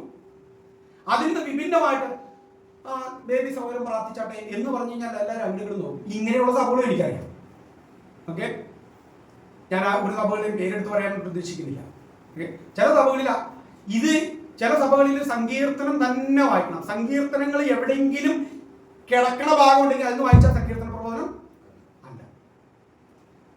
അപ്പൊ ദിനവൃത്താന്തത്തിലോ അല്ലെങ്കിൽ പുറപ്പാട് പുസ്തകത്തിലോ അല്ലെങ്കിൽ വേറെ എവിടെയെങ്കിലും ഈ സങ്കീർത്തനങ്ങൾ പോലെ കിടക്കുന്ന ഭാഗങ്ങളുണ്ട്. അത് തന്നെ സങ്കീർത്തനത്തിൽ റിപ്പീറ്റ് ചെയ്തിട്ടുണ്ട്. അത് സങ്കീർത്തനത്തിൽ നിന്നല്ലാതെ വേറെ എവിടെയെങ്കിലും വായിച്ചാൽ അത് പ്രശ്നമാണ്. ഈ സങ്കീർത്തനം ഇല്ലാതെ എങ്ങാനും പാസ്റ്റ് പോയാലോ അതും അവിടെ രാഷ്ട്രീയ പ്രശ്നമായി. ഓക്കെ, ഇതാണ് വിശ്വാസികളുടെ പക്വതയില്ലായ്മയും അറിവില്ലായ്മയും അവർ വേണ്ടുന്ന വിധത്തിൽ വളരാത്തതിന്റെയും വളർത്താത്തതിന്റെയും ഒക്കെ പ്രശ്നം എന്ന് പറയുന്നത്. പക്ഷെ എന്താണ് നമ്മളോടുള്ള ഉപദേശം? എന്താ പഠിപ്പിക്കൽ? എന്താ? തോന്നിയതുപോലെ നിങ്ങൾ ചെയ്യാമെന്നല്ല. നിങ്ങൾക്ക് എന്തും ഞാൻ ആദ്യമേ തന്നെ ആശീർവാദം പറഞ്ഞിട്ടേക്കാം. കാരണം ഓരോരുത്തരുടെ ഇടയ്ക്ക് പോകുമല്ലോ. എല്ലാവരും നിങ്ങൾ ഈ ആശീർവാദം കിട്ടാതെ പോകണ്ട എന്നുള്ളത് കൊണ്ട് കൃപ കൂടെ ഇരിക്കട്ടെ എന്ന് ആദ്യമൊക്കെ പറഞ്ഞിട്ടത് കൊണ്ട് അങ്ങനെയാണോ? അതല്ല. ഓക്കെ, അതിൻ്റെ ഒരു ക്രമമുണ്ട്. നിങ്ങൾ കർത്താവായ യേശു ക്രിസ്തുവിനെ കുറിച്ച് പ്രസംഗിക്കുന്നവരാണെങ്കിൽ അതിന്റെ ക്രമം എന്താണ്? ആദ്യം യേശുവിന്റെ ജനനം, ജീവിതം, മരണം, ഉയർത്തെഴുന്നേൽപ്പ്, അവിടുത്തെ മടങ്ങി വരവ്, അല്ലേ? ഇതാണ് അതിന്റെ ക്രമം എന്ന് പറയുന്നത്. അതുകൊണ്ട് ആദ്യം ഞാൻ മടങ്ങിയവരവ് പ്രസംഗിച്ചിട്ട് ഏറ്റവും അവസാനം യേശു ജനിച്ചതിനെ കുറിച്ച് പറഞ്ഞാൽ അതൊരു ഓർഡറാണോ? അല്ല. യേശു ജനിച്ചത് മുതൽ അവന്റെ ജീവിതവും മരണവും മടങ്ങി വരവിലേക്ക് പോകുമ്പോൾ അതിനൊരു പ്രോഗ്രഷൻ ഉണ്ട്. അതിനെയാണ് ക്രമമായി ചെയ്യുക എന്ന് പറയുന്നത്. അപ്പോ നമുക്കറിയാം, ചെയ്യുന്ന കാര്യങ്ങൾക്ക് എന്തുണ്ടാകണം? ഒരു ഭംഗി ഉണ്ടാകണം, ഒരു ക്രമം ഉണ്ടാകണം. അത് കാണുമ്പോൾ ഒരു ആകർഷണീയത തോന്നണം എന്നുള്ളത് മാത്രമാണ് അതിന്റെ പ്രധാനപ്പെട്ട കാര്യം എന്ന് പറയുന്നത്. പക്ഷെ അപ്പൊ സഭാംഗങ്ങളുടെ കൂടിവരവിൽ എന്തുണ്ട്? ഒരു ക്രമമുണ്ട്. അല്ലാണ്ട് തോന്നിവാസം നടക്കുന്ന സ്ഥലമല്ല. ഒരുത്തൻ അവിടെ നിന്നിട്ട് തോന്നാണ്, പാസ്റ്റർ പ്രസംഗിച്ചുകൊണ്ടിരിക്കുമ്പോൾ ഒരുത്തൻ അവിടെ തോന്നുകയാണ് എനിക്ക് അന്യഭാഷയും പറഞ്ഞ് എനിക്ക് ഇവിടെ നടക്കണം എന്ന് തോന്നിയാലോ. നിങ്ങൾ ചില സഭകളിൽ ചെന്ന് ഇതൊക്കെ കാണാൻ ഓക്കെ. പാസ്റ്ററുടെ പ്രസംഗിച്ചുകൊണ്ടിരിക്കുക, പാസ്റ്ററുടെ പ്രസംഗം കേൾക്കാനേ പറ്റില്ലാത്ത വിധത്തിലാണ് ചില സഹോദരിമാരുടെ ഒച്ചപ്പാടും പ്രൈസ്തലോടും കാര്യം. ഒരു സഹോദരി പ്രാർത്ഥിക്കാമെന്ന് വിചാരിച്ചാൽ ഒരു സഹോദരൻ പ്രാർത്ഥിക്കണം, ആ സഹോദരൻ പ്രാർത്ഥന കേൾക്കാൻ പോലും പറ്റില്ല, വേറെ ചിലരുടെ പ്രാർത്ഥനകൾ ഉണ്ട്. അതൊന്നും ഭംഗിയായ കാര്യമല്ല, ഉചിതമായ കാര്യമല്ല. കൊരിന്ത് സഭയിൽ അങ്ങനെ പ്രശ്നം ഉണ്ടായിരുന്നു. ഒരുത്തൻ അന്യഭാഷ പറഞ്ഞുകൊണ്ടിരിക്കുമ്പോൾ വേറൊരുത്തൻ പ്രവചിക്കുന്നു, വേറൊരുത്തൻ പ്രവചിച്ചുകൊണ്ടിരിക്കുമ്പോൾ വേറൊരുത്തൻ കിടന്ന് അന്യഭാഷ പറഞ്ഞുകൊണ്ടിരിക്കുന്നു. ഇത് ആകെ കൂടി കുഴപ്പവും തരികിടയായിട്ട് നടക്കുന്നതുകൊണ്ടാണ് പൗലോസ് പറഞ്ഞത് ഉചിതമായും ക്രമമായിട്ടും നടക്കട്ടെ എന്ന് പറയുന്നത്. ഈ ക്രമം കെട്ടുകഴിഞ്ഞാൽ പിന്നെ എന്താണെന്നറിയാമോ, ഈ ലോകത്തിന്റെ ചിന്തയായി. മറ്റേ പാട്ട് പാടുന്ന പോലെയാണ്, ഇവിടെ എല്ലാവർക്കും സ്വാതന്ത്ര്യമുണ്ട്, ഇവിടെ എല്ലാവർക്കും ചിരിക്കാം, കളിക്കാം, ഓടാൻ, ചാടാം. എന്നൊരു പാട്ടില്ലേ, ഈ ഭൂമി എല്ലാവരുടേതാണ്. അത് ഈ ഭൂമി എല്ലാവരുടേതാണ്. അപ്പൊ സഭയിൽ എന്താകാം, നിനക്ക് ഒച്ച ഉണ്ടാക്കണം. ഞാൻ പ്രസംഗിച്ചുകൊണ്ടിരിക്കുമ്പോൾ സോനു ഒച്ച ഉണ്ടാക്കണം എന്ന് തോന്നിക്കഴിഞ്ഞാൽ ഒച്ച ഉണ്ടാക്കാം എന്നുള്ളത് പോലെയായി മാറുകയാണ്. അതല്ല സഭ എന്നുള്ളത് നമ്മൾ അറിയണം. ഞാനത് മറ്റൊരു വിഷയത്തിലേക്ക് പോകുന്നതുകൊണ്ട് ഞാൻ അവിടേക്ക് പ്രവേശിക്കുന്നില്ല. ഈ സഭാംഗങ്ങൾ ഏത് വിധത്തിൽ ജീവിക്കണമെന്ന് വചനം നമ്മെ പഠിപ്പിക്കുന്നുണ്ട്. സഭാംഗങ്ങളുടെ ലോകത്തോടും സഭയോടും ഉത്തരവാദിത്തങ്ങളും കടപ്പാടുകൾ എന്താണെന്ന് വചനം നമ്മളെ പഠിപ്പിക്കേണ്ടത്. സഭയ്ക്ക് കൃത്യമായി നിർവചിക്കപ്പെട്ട ഒരു ലീഡർഷിപ്പ് ഉണ്ട്. സഭ ലോകത്തിൽ എങ്ങനെയായിരിക്കണമെന്ന് കൃത്യമായി പ്രബോധിപ്പിക്കുന്നുണ്ട്. ഇങ്ങനെ സഭയുടെ തിരുവചന പ്രകാരമുള്ള അടിസ്ഥാനപരമായ ഉപദേശങ്ങളിൽ നിന്നും ക്രമങ്ങളിൽ നിന്നും ജീവിത സ്വഭാവങ്ങളിൽ നിന്നും ഒരാൾ വ്യതിചലിച്ചാൽ ആ വ്യക്തി സഭയുടെ അച്ചടക്ക നടപടികൾക്ക് വിധേയപ്പെടേണ്ടി വരണം എന്നുള്ളതാണ് ഈ അധ്യായം നമ്മളെ പഠിപ്പിക്കുന്നത്. ഇനി ജഡസംഹാരത്തിനായി സാത്താനെ ഏൽപ്പിക്കുക. രണ്ട് കാര്യങ്ങളാണ് അതിൽ നമ്മൾ അറിയേണ്ടത്. ഒന്ന്, പാപത്തിൽ തുടരുന്ന ഒരു സഹോദരനെ അല്ലെങ്കിൽ ഒരു സഹോദരി, ഒരു വ്യക്തിയെ ക്രിസ്തുവിന്റെ പ്രകട ശരീരമായ പ്രാദേശിക സഭയുമായിട്ടുള്ള കൂട്ടായ്മയിൽ നിന്ന് അകറ്റി നിർത്തുക വഴി ആ വ്യക്തിക്ക് സഭയോട് ചേർന്ന് നിൽക്കുമ്പോൾ കിട്ടുന്ന ആത്മീയ സന്തോഷവും കൂട്ടായ്മയും അനുഗ്രഹങ്ങളും ദൈവിക കൃപകളും അവന് നഷ്ടപ്പെടുകയും രക്ഷയുടെ സന്തോഷം അവനിൽ നിന്ന് ഇല്ലാതെയായി പോവുകയും ചെയ്യുന്നു എന്നുള്ളതാണ് അതിന്റെ അർത്ഥം. ഞാൻ അവനെ സാത്താന് ഏൽപ്പിച്ചിരിക്കുന്നു എന്ന് പറഞ്ഞാൽ അവൻ എവിടേക്ക് പോയി? ഇപ്പോൾ അവൻ ദൈവികമായ പരിപാലനത്തിന്റെ ഉള്ളിൽ നിന്നും കരുതലുകളുടെ ഉള്ളിൽ നിന്നും കരുണയുടെയും കൃപയുടെയും വാത്സല്യത്തിന്റെയും ആ ആർദ്രതയുടെയും ആ കരുതലിന്റെ ഉള്ളിൽ നിന്ന് അവൻ മാറുകയാണ്. ഇപ്പോൾ അവനെ മാറിയിട്ട് അവനിൽ നിന്ന് ആ സന്തോഷം അവൻ പിശാചിന്റെ അവൻ പിശാചായി മാറുകയോ അവൻ ദൈവമകനല്ലാതെയായി മാറുകയല്ല, മറിച്ച് എന്ത് ചെയ്യാണ്? പാപത്തിൽ ജീവിച്ച് പാപത്തിൽ തുടരുന്ന അവനെ സഭ അവനെ അച്ചടക്ക നടപടി സ്വീകരിച്ചിട്ട് അവനെ ഈ കൂട്ടായ്മയിൽ നിന്ന് അകറ്റി നിർത്തുക. ഒരു കൂട്ടായ്മയിൽ നിന്ന് അകന്നു പോയാൽ എന്തായിരിക്കും സംഭവിക്കുക? ഒരു സഹോദരൻ സഭയിൽ കൂട്ടായ്മയിൽ നിന്ന് അകന്നാൽ എന്ത് സംഭവിക്കും? അവന്റെ ആത്മീയ ചൈതന്യം നഷ്ടപ്പെടും. ഓക്കെ, അവന്റെ സ്വഭാവങ്ങളെ ബാധിക്കും. അത് അവന്റെ ആ സന്തോഷങ്ങളെ ബാധിക്കും. അല്ലേ, ദാവീദ് പറഞ്ഞില്ലേ, രക്ഷയുടെ സന്തോഷം എനിക്ക് തിരികെ തരണേ. സന്തോഷം അവന് നഷ്ടപ്പെടും. ചില വിശ്വാസികൾ പിന്മാറിപ്പോയാൽ അവരെ കാണുന്ന കണ്ടിട്ടുണ്ടോ? ആ വിശ്വാസികളെ നോക്കണേക്കാളും ക്രൂരമായിട്ടുള്ള ഒരു ഭാവമായിരിക്കും അവർ കാണുന്നത്. ഓക്കെ, ആ ചൈതന്യം, ആ സൗന്ദര്യം അവർക്ക് നഷ്ടപ്പെട്ടു പോകും. അതാണ് ഒരു കാര്യം. രണ്ടാമത്തെ കാര്യം എന്ന് പറഞ്ഞാൽ, ദൈവം ഇയ്യോബിനെ സാത്താന്റെ കയ്യിൽ ഏൽപ്പിച്ചു കൊടുത്തില്ലേ?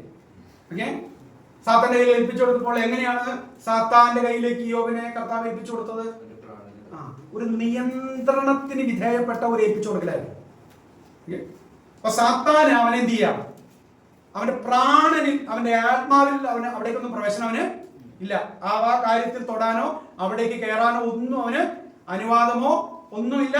പക്ഷേ ജഡസംഹാരം ഓക്കെ അവന്റെ ശരീരത്തെ ബാധിക്കുന്നു, അവന്റെ സമ്പത്തുകളെ ബാധിക്കുന്നു, അവന്റെ പല മേഖലകളെയും അത് ബാധിക്കുന്ന ഒരു നിയന്ത്രിതമായിട്ടുള്ള ഒരു എന്താ പറയാ, നിയന്ത്രിതമായിട്ടുള്ള ഒരു അനുവാദത്തിന് പിശാചിലേക്ക് ആ വ്യക്തിയെ അനുവദിച്ചു കൊടുക്കുകയാണ്. എന്ന് പറഞ്ഞു കഴിഞ്ഞാൽ അവൻ ആ നിലയിലേക്ക് മാറ്റപ്പെടുകയാണ്. അത് ഒരു പക്ഷെ എന്തൊക്കെയായിട്ട് മാറാം? ആ വ്യക്തിയിലെ ശാരീരികവും സാമ്പത്തികവുമായ ക്ലേശങ്ങൾക്ക്, ക്ഷീണങ്ങൾക്ക്, ഒരു പക്ഷേ ആത്യന്തികമായി ചിലപ്പോൾ രോഗങ്ങൾക്കും മരണങ്ങൾക്കും വരെ കാരണം ആയേക്കാം. അതാണ് നമ്മൾ 1 അധ്യായത്തിൽ കർത്തൃമേശയോടുള്ള ബന്ധത്തിൽ നമ്മൾ എന്താ വായിക്കുന്നത്? അയോഗ്യമായി അപ്പം തിന്നുന്ന ഒരുത്തനെ കുറിച്ച് പറയുകയാണ്. നിങ്ങളിൽ അങ്ങനെ അയോഗ്യമായി അപ്പം കഴിക്കുന്നത് കൊണ്ട്, അപ്പം എടുക്കുന്നതുകൊണ്ട് ചിലർ ബലഹീനരും രോഗികളും ആയി മാറുന്നു, ചിലർ എല്ലാവരെയും കുറിച്ചൊന്നുമല്ല. എല്ലാവരും അന്ന് അങ്ങനെ ചത്തുപോകല്ല. ചിലർ അതൊക്കെ കർത്താവിന്റെ തീരുമാനത്തിൽപ്പെട്ട കാര്യമാണ്. ആരെ എത്ര ബലഹീനതയാവണം, ഏത് തരത്തിലുള്ള രോഗമാവണം, എത്ര നാളത്തെ രോഗമാവണം, ഏത് രോഗമാവണം, അത് സുഖപ്പെടേണ്ട രോഗമാണോ, അത് മരണത്തിൽ, അത് ശിക്ഷയുടെ ഭാഗമായിട്ട് തുടർന്ന് അത് മരണത്തിലേക്ക് കൊണ്ടുപോകേണ്ടതാണോ, ഇതെല്ലാം കർത്താവിന്റെ കയ്യിൽപ്പെട്ടതാണ്. നമ്മളാരും അതിനെക്കുറിച്ച് അഭിപ്രായം പറയാതിരിക്കുന്നതാണ് നല്ലത് കേട്ടോ. ഒരാള് ഒരു കഷ്ടതയിലൂടെയോ ഒരു രോഗത്തിലൂടെയോ ഒരു പ്രതിസന്ധിയിലൂടെയോ കടന്നു പോകുമ്പോൾ വേഗത്തിൽ അവന്റെ മേൽ കൈവയ്ക്കരുത്. വേഗത്തിൽ പോയി അതിനോടുള്ള ഒരു ഒരു ഒരു നമ്മുടേതായ അഭിപ്രായം പറയരുത്. അങ്ങനെ പറഞ്ഞാൽ യോബിന്റെ സ്നേഹിതന്മാർക്ക് സംഭവിച്ച അബദ്ധം നമുക്ക് സംഭവിക്കും. യോബിന്റെ സ്നേഹിതന്മാർക്ക് ഇതൊന്നും അറിയാതെ, ദൈവത്തിന്റെ പദ്ധതിയും എന്താ ഇതൊന്നും നടക്കാന്ന് അറിയാതെ വെറുതെ അഭിപ്രായം പറഞ്ഞു. അവസാനം കർത്താവിന്റെ കയ്യിൽ നിന്ന് ശാസനം മേടിക്കേണ്ടതായിട്ട് വന്നു. അതുകൊണ്ട് ഒരാൾ രോഗമോ കഷ്ടമോ പ്രയാസോ ദുരിതോ ബുദ്ധിമുട്ടുകളിലൊക്കെ കടന്നു പോകുമ്പോൾ നമുക്ക് കൃത്യമായിട്ട് അറിയില്ലെങ്കിൽ മിണ്ടാതിരിക്കാം. അറിയില്ല, അത്രേ ഉള്ളൂ. നമുക്കറിയില്ല. പക്ഷെ ചിലത് നമുക്ക് അറിയാമായിരിക്കാം, അത് കർത്താവ് കൊടുത്ത ശിക്ഷയാണെന്ന് നമുക്ക് ചിലത് അറിയാനായിട്ട് കഴിയുകയും ചെയ്യും എന്നുള്ളതാണ്. അപ്പോ രണ്ട് കാര്യങ്ങളാണ്. ഒന്ന്, ദൈവികമായിട്ട് സഭയുമായിട്ടുള്ള കൂട്ടായ്മയിൽ നിന്ന് ആ വ്യക്തിയെ മാറ്റി നിർത്തുക. ആ വ്യക്തിക്ക് ആ പൈശാചികമായിട്ടുള്ള ഒരു ഇരുളിന്റെ അവസ്ഥയിൽ, അല്ലെ, ഒരു ഇരുട്ടിൽ തപ്പുന്ന നമ്മളൊക്കെ ആയിട്ട് നിങ്ങൾ നോക്കിയ ദൈവമക്കളുമായിട്ടുള്ള കൂട്ടായ്മയിൽ ഒരാൾ തുടരുമ്പോൾ ആത്മീയ ചൈതന്യവും സന്തോഷവും സ്നേഹവും ആ ദൈവസ്നേഹത്തിന്റെ വ്യാപാരം വിശ്വാസികളിൽ കാണാനായിട്ട് പറ്റും, അല്ലേ? നിരന്തരമായിട്ട് സഭയിലും വരികയില്ല, ലോകവുമായിട്ടാണ് കൂടുതൽ ബന്ധവും അതിന്റെ ആശയങ്ങളുമായിട്ട് ആ വ്യക്തിയിൽ അതിന്റെ പ്രകടനങ്ങൾ കാണാം. അപ്പോൾ ശിക്ഷാ നടപടികൾ എടുത്താലോ അത് ഗുരുതരമായി മാറുകയും ചെയ്യുന്നു എന്നുള്ളതാണ്. രണ്ടാമത്, നിയന്ത്രിതമായ ഒരു അനുവാദം പിശാചിന് കൊടുത്തിട്ട് അവന്റെ ജഡത്തെ സംഭരിക്കുകയാണ്. അപ്പോൾ ഇത് കർത്താവ് ചെയ്യുന്ന പരിപാടിയാണ്. സഭയ്ക്ക് എന്തേ അനുവാദമുള്ളൂ? സഭ ഒരു സ്ഥാപനമായതുകൊണ്ട് ഒരു അച്ചടക്ക നടപടി എടുത്ത് ആ വ്യക്തിയെ അകറ്റി നിർത്തുക. ബാക്കി കർത്താവിൽ ഏൽപ്പിക്കപ്പെട്ടിരിക്കുന്ന കാര്യമാണ്. അവിടേക്ക് നമ്മൾ പ്രവേശിക്കേണ്ട. സഭയ്ക്കുള്ള അധികാരമുണ്ട്, ദൈവത്തിന്റെ പരമാധികാരമുണ്ട്. സഭയ്ക്ക് പരമാധികാരമില്ല, സഭയ്ക്ക് അധികാരങ്ങളേ ഉള്ളൂ. ദൈവത്തിനാണ് എന്തുള്ളത്? ഒരു വ്യക്തിയുടെ മേൽ പരമാധികാരമുള്ളത്. സഭയ്ക്ക് ഉള്ള അധികാരത്തിന്റെ ഉള്ളിൽ നിന്നുകൊണ്ട് സഭ പ്രവർത്തിക്കുകയും ബാക്കി കാര്യങ്ങൾ ദൈവത്തിന് വിടുകയും ചെയ്യുക എന്നുള്ളതാണ് നമ്മൾ ഓരോരുത്തരും സ്വീകരിക്കേണ്ട രീതി എന്നുള്ളത്. അപ്പോ ഇനി ഞാൻ വേഗത്തിൽ പറഞ്ഞ് അവസാനിപ്പിക്കാനായിട്ട് ഉദ്ദേശിക്കുകയാണ്. നമുക്കറിയാം, മുടിയൻ പുത്രൻ എല്ലാം നഷ്ടപ്പെട്ടപ്പോൾ എന്ത് ചെയ്തു? അതിന്റെ ലക്ഷ്യം എന്താണ്? അവൻ തിരികെ വരണം, അവൻ രക്ഷിക്കപ്പെടണം. അവനെ സഭ ഈ അച്ചടക്ക നടപടിയൊക്കെ സ്വീകരിക്കുന്നതിന്റെ പിന്നിലെ താല്പര്യം എന്താ? അവൻ മാനസാന്തരപ്പെടണം, തിരികെ വരണം, അവൻ പുനഃസ്ഥാപിക്കപ്പെടണം എന്നുള്ളതാണ്. നിങ്ങൾ കൊരിന്ത്യർ ലേഖനം 2-ാമത്തെ ലേഖനം വായിക്കുമ്പോൾ ഈ സഹോദരനെതിരെ അച്ചടക്ക നടപടി സ്വീകരിച്ച ഈ സഹോദരൻ പൗലോസ് കൊരിന്ത്യർക്ക് 2-ാം ലേഖനം എഴുതുമ്പോൾ, കൊരിന്ത്യർക്ക് 2-ാം ലേഖനം എഴുതുമ്പോൾ പറയുന്നുണ്ട്, നിങ്ങൾ ആ സഹോദരനെ സ്വീകരിക്കണം. അവൻ മാനസാന്തരപ്പെടും, അവൻ തിരികെ വരുമ്പോൾ അവനെ സ്വീകരിക്കണം. അത് സഭ സ്വീകരിക്കേണ്ട ഒരു വലിയ പ്രധാനപ്പെട്ട കാര്യമാണ്. എന്താണത്? നിങ്ങൾ ഒന്ന് നോക്കാമോ? അത് വായിച്ചേ. കൊരിന്ത്യർക്ക് എഴുതിയ 2-ാം ലേഖനം. നിങ്ങൾ കേട്ട് മടുത്തോ? അവശരായോ? 2-ാം അധ്യായം അതിന്റെ 5-ാമത്തെ വാക്യം. കൊരിന്ത്യർക്ക് എഴുതിയ 2-ാം ലേഖനം 2-ാം അധ്യായം 5 മുതൽ താഴത്തേക്ക് വായിക്കുമ്പോൾ, അവൻ എന്നെ അല്ല, ഒരു വിധത്തിൽ ഞാൻ കണക്കിലേറെ പറയരുതല്ലോ, നിങ്ങളെ എല്ലാവരെയും ദുഃഖിപ്പിച്ചിരിക്കുന്നു. അവന് ഭൂരിപക്ഷത്താൽ ഉണ്ടായ ഈ ശിക്ഷ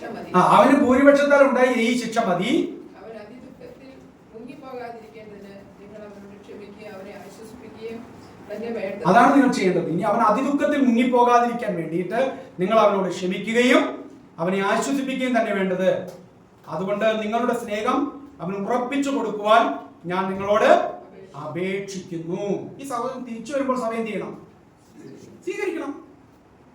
മാനസാന്തരപ്പെട്ട് തിരികെ വരുന്ന ഏതൊരു വ്യക്തിയും സഭ തിരികെ സ്വീകരിക്കാൻ മനസ്സിലാക്കി. സഭ ശിക്ഷിക്കാനിരിക്കുന്ന ഇടം മാത്രമല്ല, പിന്നെയോ സഭ പണിയാനിരിക്കുന്ന ഇടം കൂടിയാണ്. സഭ പണിയുന്ന ഇടമാണ്. സഭ ചികിത്സിക്കുന്ന ഇടമാണ്. അതും കൂടി നമ്മൾ എന്ത് ചെയ്യണം? സ്വീകരിക്കണം എന്നുള്ളതാണ് ഇവിടെ കാണുന്നത്. ഇനി എന്താണ് സഭ അച്ചടക്ക നടപടി എടുക്കുന്നതിന് പിന്നിൽ ഉദ്ദേശം? എന്തിനാണ് സഭ ഇങ്ങനെ അച്ചടക്ക നടപടി എടുക്കുന്നത്? 5 മുതൽ 5-ന്റെ 6 മുതൽ 8 വരെയുള്ള വാക്യങ്ങൾ. സഭയുടെ പ്രമാണങ്ങൾ ദൈവവചനാധിഷ്ഠിതമാണെന്ന് സഭാവിശ്വാസികൾ അറിയണം. സഭയുടെ പ്രമാണങ്ങൾ ദൈവവചനാധിഷ്ഠിതമാണെന്ന് വിശ്വാസികൾ അറിയണം. 2, അദ്ദേഹം ചെയ്ത കുറ്റത്തെ കുറിച്ച് അദ്ദേഹത്തിന് ബോധം വരുത്തണം. അതിനു വേണ്ടിയിട്ടാണ്. മത്തായി 18:15 നമ്മൾ അതങ്ങനെ കാണുന്നത്. പിന്നെ മൂന്നാമത് ആ വ്യക്തി മാനസാന്തരപ്പെടണം, തിരികെ വരണം. മത്തായി 18:15. അതുപോലെ 2 കൊരിന്ത്യർ 2:5 മുതൽ 10 വരെയുള്ള വാക്യങ്ങളൊക്കെ നമ്മളിപ്പോൾ വായിച്ചത്. അതുപോലെ 7-ാമത്തെ അധ്യായം 9 മുതൽ 12 വരെയുള്ള വാക്യങ്ങളും കൂടി വായിക്കുമ്പോൾ ഈ കാര്യങ്ങൾ നമുക്ക് അവിടെ കാണാനായിട്ട് കഴിയുന്നുണ്ട്. തിരികെ വരുന്ന വ്യക്തിയെ സ്വീകരിക്കണം എന്നുള്ളതും കാണുന്നുണ്ട്. അപ്പോൾ എന്താണ് ശിക്ഷാ നടപടിയുടെ പിന്നിലെ രഹസ്യം? അവനെ ഇല്ലാതെയാക്കുക എന്നുള്ളതല്ല, അവനെ നശിപ്പിച്ചു കളയുക എന്നുള്ളതല്ല. അവന് മാനസാന്തരപ്പെടാൻ വേണ്ടിയിട്ട്, അവന് തെറ്റ് തിരുത്താൻ വേണ്ടിയിട്ട്, ഈ സ്വഭാവങ്ങളുമായിട്ട് ഈ കൂട്ടായ്മയിൽ പറ്റില്ല, അതുകൊണ്ട് തിരുത്തി വന്നാൽ നമുക്ക് മുന്നോട്ട് പോകാം എന്ന് അവനെ ബോധ്യപ്പെടുത്താൻ വേണ്ടിയിട്ടാണ്, മാനസാന്തരപ്പെടാൻ വേണ്ടിയിട്ടാണ്. ഇനി സഭയിൽ ഭിന്നത ഉണ്ടാകാതിരിക്കാൻ വേണ്ടി എന്ത് ചെയ്യണം? ഇങ്ങനെയുള്ള വ്യക്തികളെ നമ്മൾ ഒഴിവാക്കിയില്ലെങ്കിൽ എന്ത് സംഭവിക്കും? സഭയിൽ ഭിന്നതയും വഷളത്വവും അധാർമികതയും അശുദ്ധമായ ജീവിതവും വർദ്ധിക്കും എന്നുള്ളതാണ്. വ്യക്തികൾ തമ്മിലുള്ള ബന്ധങ്ങൾ ഇല്ലാതെയാകും. മറ്റു വിശ്വാസികളും വഷളായി പോകാതിരിക്കാൻ പാപം ചെയ്തവരെ പരസ്യമായി ശാസിക്കേണ്ടത് ആവശ്യമാണെന്നുള്ളത് 1 തീമോഥെയോസ് 5:20 നമ്മൾ വായിക്കുന്നു. 1 തീമോഥെയോസ് 5:20 മറ്റു വിശ്വാസികളും വഷളായി പോകാതിരിക്കാനായിട്ട് എന്ത് ചെയ്യണം? പരസ്യമായിട്ട് പാപം ചെയ്തവരെ ശാസിക്കണം. അപ്പൊ തെറ്റുതിരുത്തലിന്റെ പിന്നിലെ ഉദ്ദേശം മാനസാന്തരപ്പെടുത്താനും നേടാനും അവനെ രക്ഷയിലേക്ക് പുതുക്കാനും വേണ്ടിയിട്ടാണ് എന്നുള്ളതാണ് നമ്മൾ അറിയുന്നത്. അപ്പോൾ എന്നേക്കും അവൻ പിശാചിന്റെ കയ്യിൽ കിടന്ന് ഉപദ്രവം സഹിച്ച് പോകാൻ വേണ്ടിയില്ല. ഇനി അങ്ങനെയാണെങ്കിൽ പോലും അത് ആത്യന്തികമായി അവൻ രക്ഷിക്കപ്പെടുന്ന ഒരവസ്ഥയിലേക്ക് കർത്താവിനെ കൊണ്ടുവരുന്നു എന്നുള്ളതാണ്. രക്ഷിക്കപ്പെട്ട ഒരു സഹോദരനോട് കിടന്നത്. ഇനി അവസാനത്തേത് എന്നുള്ളത് 9 മുതൽ താഴത്തേക്ക് വായിക്കുമ്പോൾ സഭയ്ക്ക് ചില പ്രായോഗികമായിട്ടുള്ള നിർദ്ദേശങ്ങൾ കൊടുക്കുകയാണ് പൗലോസ് ചെയ്യുന്നത്. നമ്മുടെ മനോഭാവവും സമീപനവും എങ്ങനെയായിരിക്കണം? ക്രമം കെട്ട ജീവിതം നയിക്കുന്ന വ്യക്തിയോടും സഭയ്ക്ക് പുറത്തുള്ളവരോടുമുള്ള നമ്മുടെ സമീപനം. ക്രമം കെട്ട ജീവിതം നയിക്കുന്ന വിശ്വാസിയോടും ലോകത്തിലുള്ളവരോടുമുള്ള നമ്മുടെ സമീപനം എന്താണെന്നുള്ളത് അവിടെ നമ്മൾ വായിക്കുന്നുണ്ട്. അന്ന് വായിച്ചേ.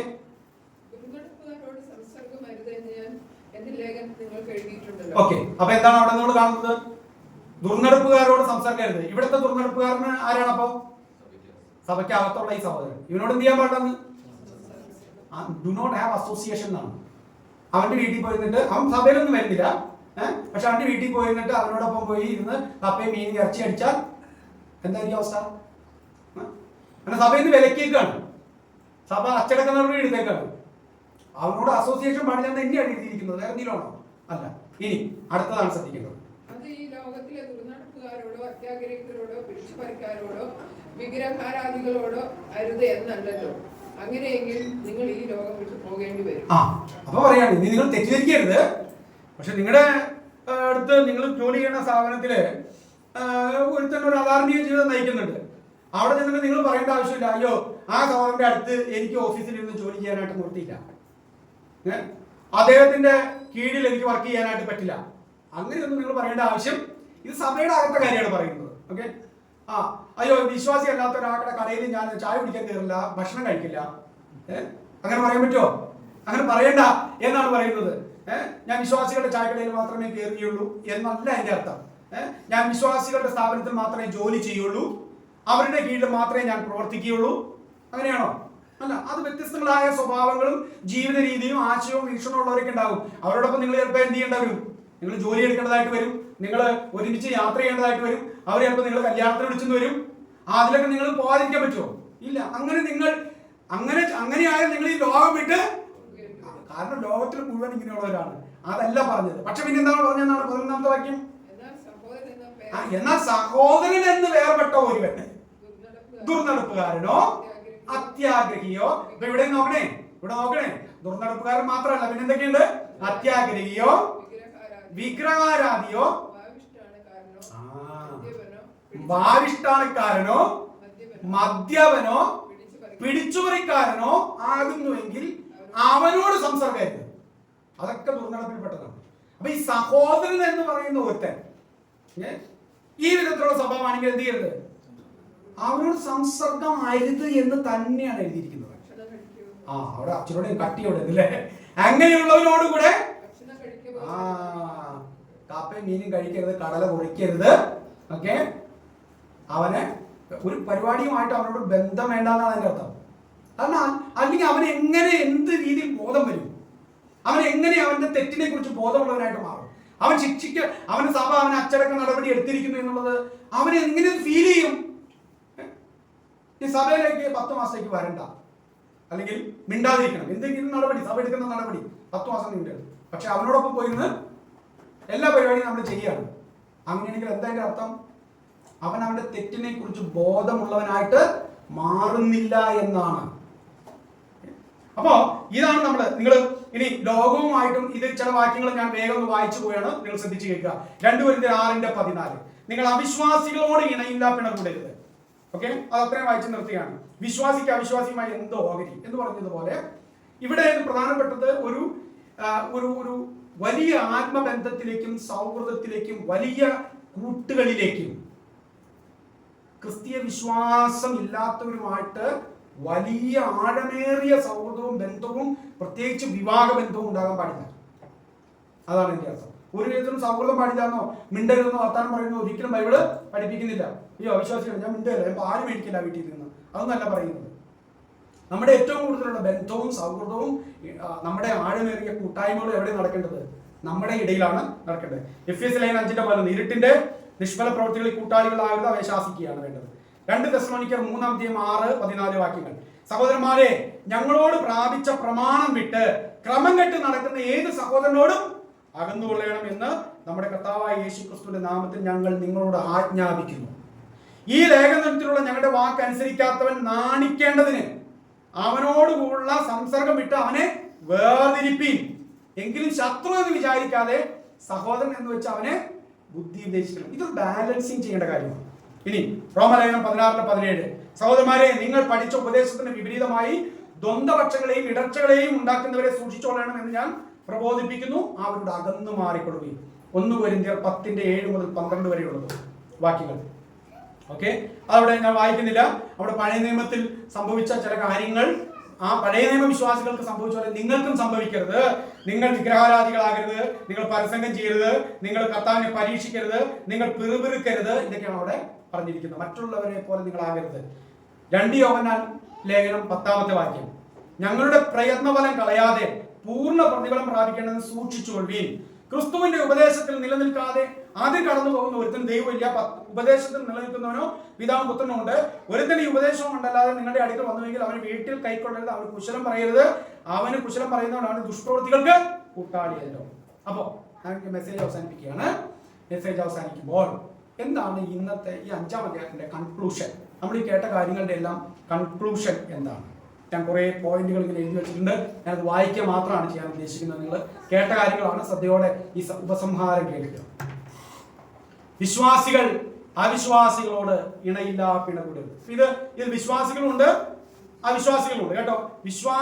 വിശ്വാസത്തിൽ വന്ന ഒരു സഹോദരൻ ദുർനടപ്പുകാരനായി മാറിയാലോ വിശ്വാസി അല്ലാതിരിക്കുന്ന ഒരാളുമായിട്ടോ ഉള്ള നമ്മുടെ ബന്ധങ്ങൾ എങ്ങനെയായിരിക്കണം, സഭയ്ക്കകത്തും സഭയ്ക്ക് വെളിയിലുമുള്ള ബന്ധങ്ങൾ എങ്ങനെയായിരിക്കണം എന്നുള്ളത് ഈ ഉപസംഹാരത്തിലൂടെ പറയുകയാണ്. 1, വിശ്വാസികൾ അവിശ്വാസികളോട് ഇണയില്ല പിണ കൂടരുത്. പ്രത്യേകിച്ച് വിവാഹബന്ധത്തിൽ. ഓക്കെ, വിവാഹബന്ധത്തിൽ പ്രമാണം വിട്ട് ക്രമം കെട്ട് നടക്കുന്ന ഏത് സഹോദരനോടും അകന്നുകൊള്ളണം. അതൊക്കെ സഭയുടെ അകത്തുള്ളതാണ്. ദൈവവചനത്തിന്റെ ഉപദേശങ്ങൾ, അതിന്റെ പ്രമാണങ്ങൾ വിട്ട് നടക്കുന്ന ഏത് സഹോദരനോടും സഹോദരിയോടും അകന്നു നിൽക്കണം എന്ന് തന്നെയാണ് കർത്താവിന്റെ വചനം നമ്മളോട് പറയുന്നത്. അടുത്തത്, പഠിച്ച ഉപദേശത്തിന് വിപരീതമായ ദ്വന്ദ്വപക്ഷങ്ങളെയും ഇടർച്ചകളെയും ഉണ്ടാക്കുന്നവരെ സൂക്ഷിച്ചോളണം എന്ന് പറഞ്ഞു കഴിഞ്ഞാൽ സഭയ്ക്ക് കൃത്യമായ ഒരു ഉപദേശമുണ്ട്. അത് ഇവിടുത്തെ സഭയിൽ ഉപദേശിമാര്, പാസ്റ്റർമാര്, കർത്താവ് നിയോഗിച്ച ഇടയന്മാര്, ഉപദേഷ്ടാക്കന്മാര് സഭയെ പഠിപ്പിക്കുകയാണ്. ഇത് ഉൾക്കൊള്ളാനോ സ്വീകരിക്കാനോ തയ്യാറാകാത്ത ഏതെങ്കിലും ചില ആളുകൾ സഭയിലുണ്ടാകും. അവർ എന്നിട്ട് അപ്പുറത്ത് ചെന്നിട്ട് പറയാ, പാസ്റ്റർ പറഞ്ഞ ആ കാര്യത്തോട് എനിക്ക് യോജിപ്പെടാം, അങ്ങനെയല്ല ഉപദേശം. അവനോട് എന്ത് ചെയ്യണമെന്ന്? അകന്നു നിൽക്കണം എന്നുള്ളതാണ്. ഇനി ജീവിതത്തിൽ ശുശ്രൂഷയിൽ വീണുപോയവർ നമ്മുടെ മാതൃകയാകരുത്. ജീവിതത്തിലും ശുശ്രൂഷയിലും വീണുപോയവർ നമ്മുടെ മാതൃകയാകരുത്.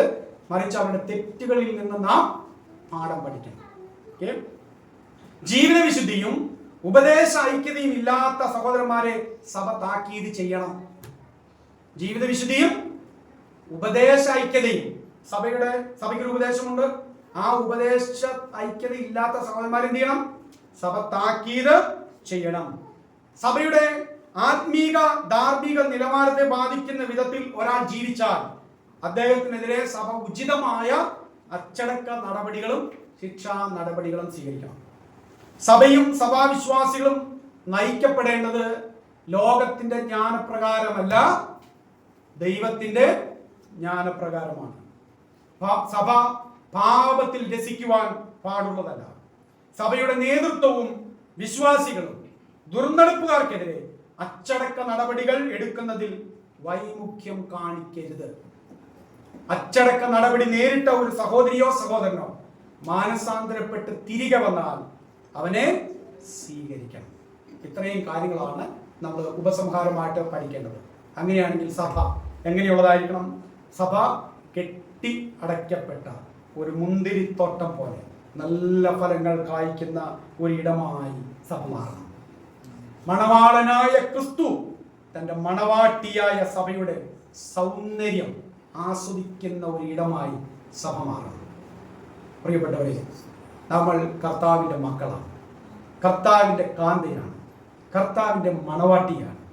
നമ്മുടെ ജീവിതം, നമ്മുടെ പ്രവൃത്തികൾ ഇരുട്ടിൻ്റെ നിഷ്ഫല പ്രവൃത്തികൾക്ക് അനുരൂപരാകുന്ന വിധത്തിലാകരുത്.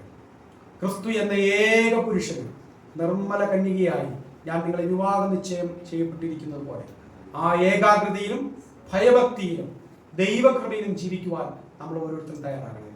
നമ്മുടെ ജീവിത വിശുദ്ധിയെ നശിപ്പിക്കുന്ന ദൈവിക ഉപദേശങ്ങളിൽ നിന്നും ദൈവിക പരിജ്ഞാനത്തിൽ നിന്നും നമ്മെ എടുത്തുകൊണ്ടു പോകുന്ന എല്ലാ ആശയങ്ങളിൽ നിന്നും വ്യക്തികളിൽ നിന്നും കൂട്ടങ്ങളിൽ നിന്നും സംഭവങ്ങളിൽ നിന്നും കുടുംബങ്ങളിൽ നിന്നും സാഹചര്യങ്ങളിൽ നിന്നൊക്കെ നമ്മൾ അകലം പാലിച്ചു നിൽക്കണം.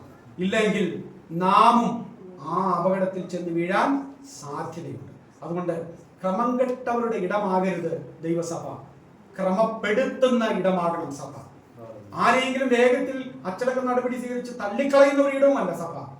അവസരങ്ങൾ കൊടുക്കുകയും മാനസാന്തരപ്പെടാൻ കർത്താവ് ആ ഇസബേലിന് അവസരം കൊടുത്തതുപോലെ അവസരങ്ങൾ ധാരാളം കൊടുക്കുകയും പണിയാനും പണിയപ്പെടാനും ഉപദേശിക്കപ്പെടാനും തെറ്റുകൾ തിരുത്തപ്പെടാനും അവസരങ്ങൾ കൊടുക്കുകയും ചെയ്യുന്ന ഇടവും. അങ്ങനെ അവസരങ്ങളും ഒക്കെ ധാരാളം ഉണ്ടായിട്ടും ഒരു വ്യക്തി യഥാസ്ഥാനപ്പെടുന്നില്ലെങ്കിൽ സഭ ചങ്കൂറ്റത്തോടെ, സഭയുടെ നേതൃത്വം, സഭയുടെ വിശ്വാസികൾ, ബാക്കി വിശ്വാസികളെയും സഭയെയും അത് ബാധിക്കാതിരിക്കാൻ വേണ്ടി സഭ ഒരു സ്ഥാപനമായതുകൊണ്ട് സഭയുടെ അധികാരത്തിന്റെ പരിധിയിലുള്ളിൽ നിന്നുകൊണ്ട് അച്ചടക്ക നടപടികൾ സ്വീകരിക്കുകയും ദൈവത്തിന്റെ പരമാധികാരത്തിനും ദൈവത്തിന്റെ തീരുമാനങ്ങൾക്കും വേണ്ടി ആ സഹോദരനെ കൈമാറ്റം ചെയ്യുകയോ ചെയ്തുകൊണ്ട് സഭയുടെ ഉത്തരവാദിത്വവും ദൗത്യങ്ങളും ഏറ്റെടുത്തുകൊണ്ട് ലോകത്തിലും ആയിരിക്കണം, കർത്താവിനോടുള്ള ബന്ധത്തിലും ആയിരിക്കണം എന്നുള്ള പ്രബോധനമാണ് ഈ അധ്യായത്തിലൂടെ നമ്മൾ മനസ്സിലാക്കുന്നത്. അതുകൊണ്ട് നമുക്ക് സഭയെ ഗൗരവമായിട്ടെടുക്കാം കേട്ടോ.